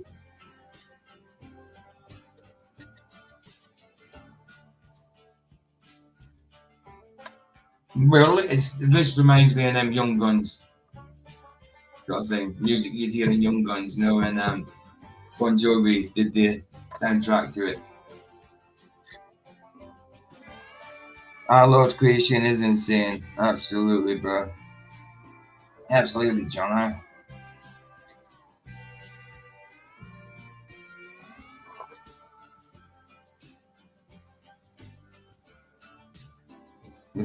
I got a message from Vicky at 5 this morning. I only just seen it about an hour ago saying, I'll wake me up at 1, as in 1 in the afternoon because she didn't get to sleep and she was up at 5. I'm like, I usually have to wake her up by 11 in the morning, but now she's saying 1 in the afternoon. So, hey, I've still got an hour before I wake her up. Lazy cow. Yeah. She's doing well though. She bloody did her whole living room with her broken arm, moved it around and that. Like, oh, could have waited till I come through. impatient just to get things done. She is independent that way sometimes. Yeah, man, I like that observation. That's cool. I like how you're ending that off there. That's brilliant. Aye, I like how you ended that off. That's really good. Nice. Thank you, thank you. Let me just pull right to the very bottom and see. Oh, I just went through the screen to my other monitor. Come on.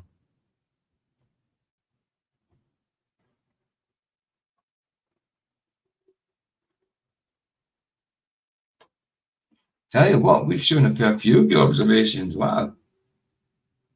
But it just looks like there's some hasn't been shown here, maybe. Oh, and this is only 2 weeks ago. Look at what's all this bloody highlighting going on about. Oh yeah, we've shown loads. Well, I didn't think we'd shown so many. Oh, okay. Wow. So it started a month ago. Yeah. Wow, man. Looks like I've got to get busy again. Right. This looks like something we haven't seen, though. Yeah, I'm sure there's a few in there you haven't shown. But yeah. Absolutely. I meant any one. Let's do that one. Oh, yeah, there's a fair few I haven't shown. I think because I was looking for the longer ones, the minute and 8, like this moon ones and stuff. And then I left the shorter ones out, but we'll still show all the shorter ones as well. Love these, man. Oh, this is before you put music in them. Yeah, this is before you put music in them. Oh, there's heavy breathing. Oh, there's heavy, of course. Can't forget the heavy breathing. Can't forget that. And if I put it out where you hear it. Oh, I can hear water. Are you having a piss down? Taking the piss down the drain, isn't he? I got a fish pond with waterfalls and stuff, so you might hear that in the background. Nice. I like it.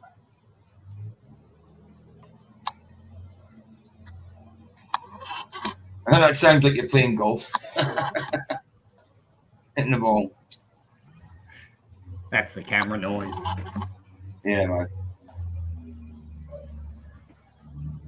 Them moon ones are race, man. I mean, that's separation from the light to dark, you know. I mean, try to say that's a bloody the side it's facing away from. It's ridiculous.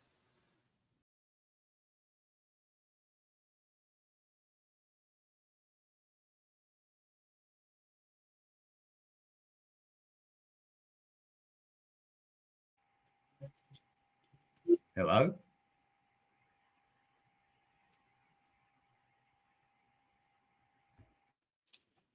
Sorry, I pressed the wrong thing and I took myself out of the studio. I was like, what the hell? Sorry. And it just carried on playing. Sorry about that, guys. I left him on his own. I didn't mean it. I clicked off the wrong one. I was meaning to click on.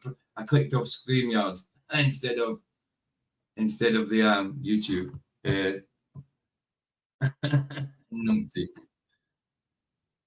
Right, I need to share again. Now I've got to get myself all the way back down to the bottom.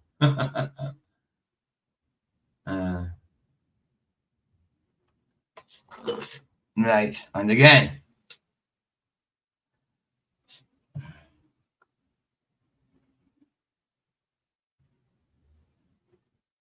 Hold on. Will that be fast if I do that? Just do the direction thing. Click my thing. I was faster doing that, of course. And again. Faster doing that.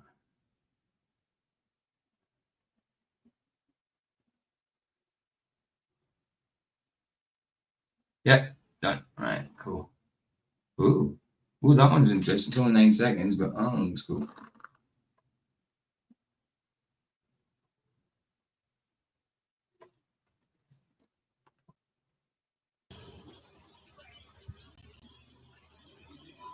Disco ball.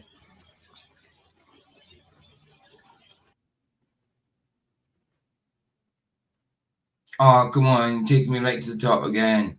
Why'd you have to do that to me? Bastard. And then, and the just, man.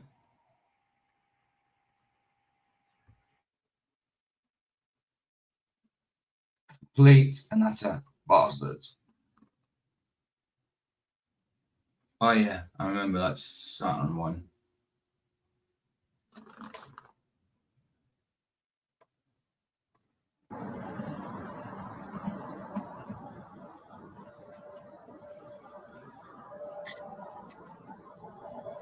This is nostalgic. Looking at observations without music. There's a tab at the top for oldest first. There is, but I can get down to the bottom. It's just because I have to search through them. Because I remember when I was playing them before, I skipped some to get to other ones. You know what I mean? So I have to look all over the place. Right, let's see if this works again. Yeah, man. Oh, ooh, what was that? See, all the way to the bottom. Quick when I press the button. The middle, no, your roller in the middle of your mouse. You press that, it just goes, then pull down, it just goes all the way down. It's all good. That's the one I just played. Oh, another Saturn one.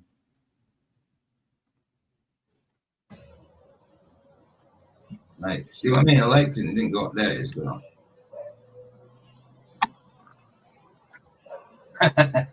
It does that kind of, it really does sound like you're taking a whack at a ball. Oh!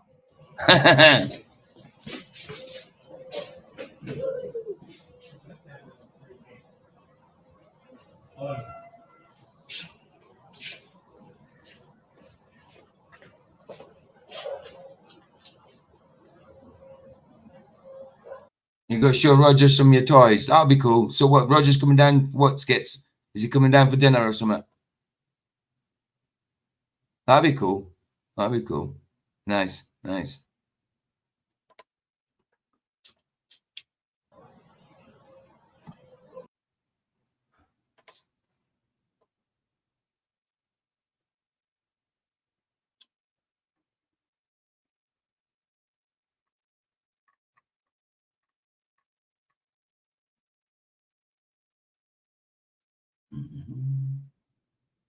This one.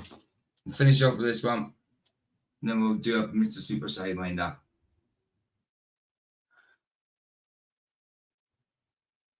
And again, after this is done, I'll put Jim's link in chat. Go through him.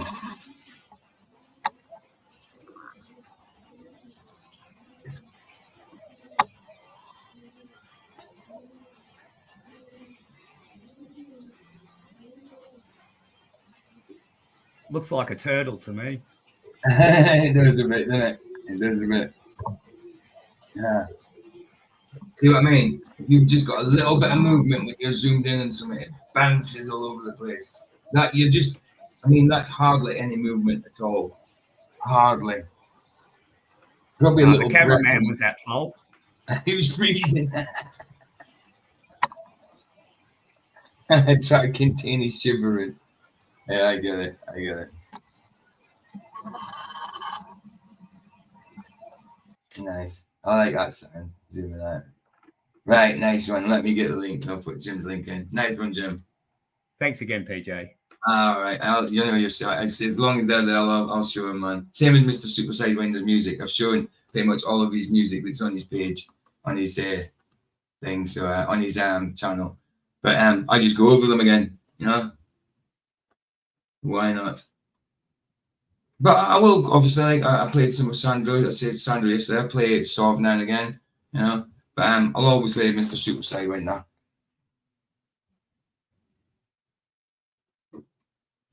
And that's it. Hey, Maria, good to see you. Good to see you. Just as we're finishing up, there's Jim Anus's linkage. And just in case somebody who's in subbed, or for the people that watch this later, it's in chat. They can always click onto it. Give Jono a sub as well if you want. I don't know if he's got anything good, but give him a sub. He's all right. Jono's great, man. Love Jono. Nice one, guys. Right, let's find this. Let's find if you put anything, let me just quickly learn his name, see if he's put anything new up, Mr. Superly Dooply. Oh, come on. Go channel, yeah, that's the one. Just in case I've missed anything. Videos. No, I haven't. I haven't missed anything. Actually, I played it not long ago. Hold on. Actually, let me see what Brighter Days is. 2 seconds, guys. 2 seconds.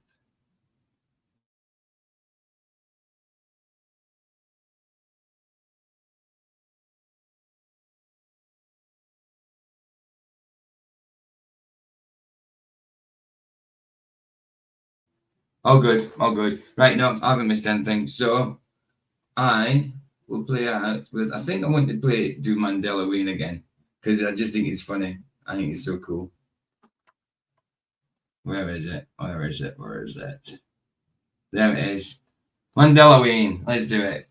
It's getting to that time anyway.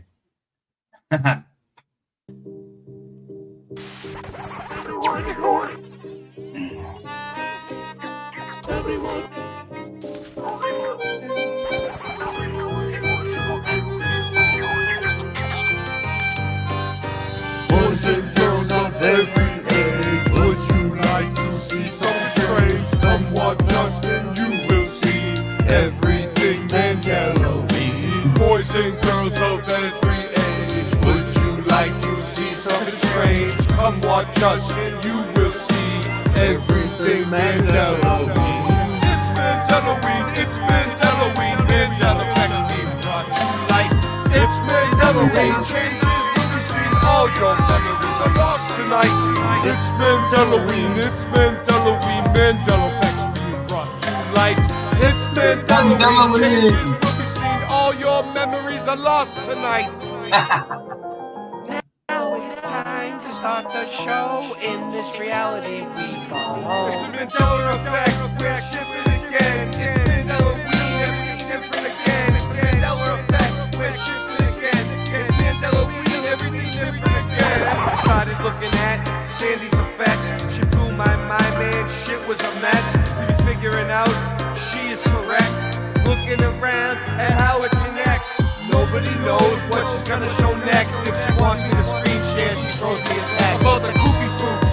My nickname in high school was Spoopy Coop. I was a Koopa Troop full of shit like a pooper scoop. In my reality, Casper never had a pet horse. I feel like I'm on a crash course and I better head north. For the shining girls were twins, not sisters. Jason's blue stripe and yellow missing.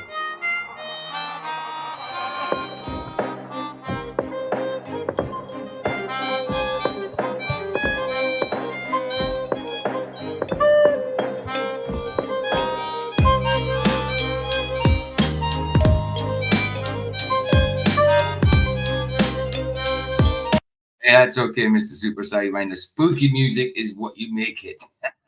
It's spooky enough. It's all good, man. I like it.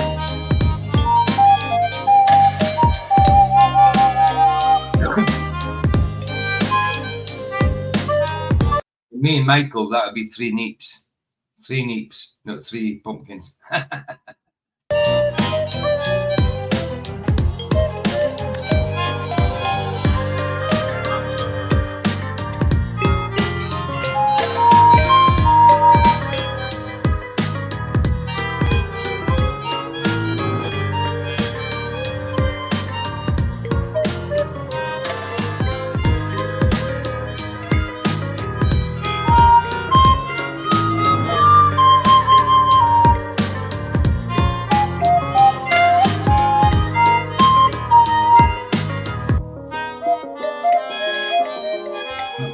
Boys and girls of every age, would you like to see something strange? Come watch us and you will see everything Mandela Ween. Boys and girls of every age, would you like to see something strange? Come watch us and you will see everything Mandela Ween. It's Mandela Ween, it's Mandela Ween, Mandela effects being brought to light.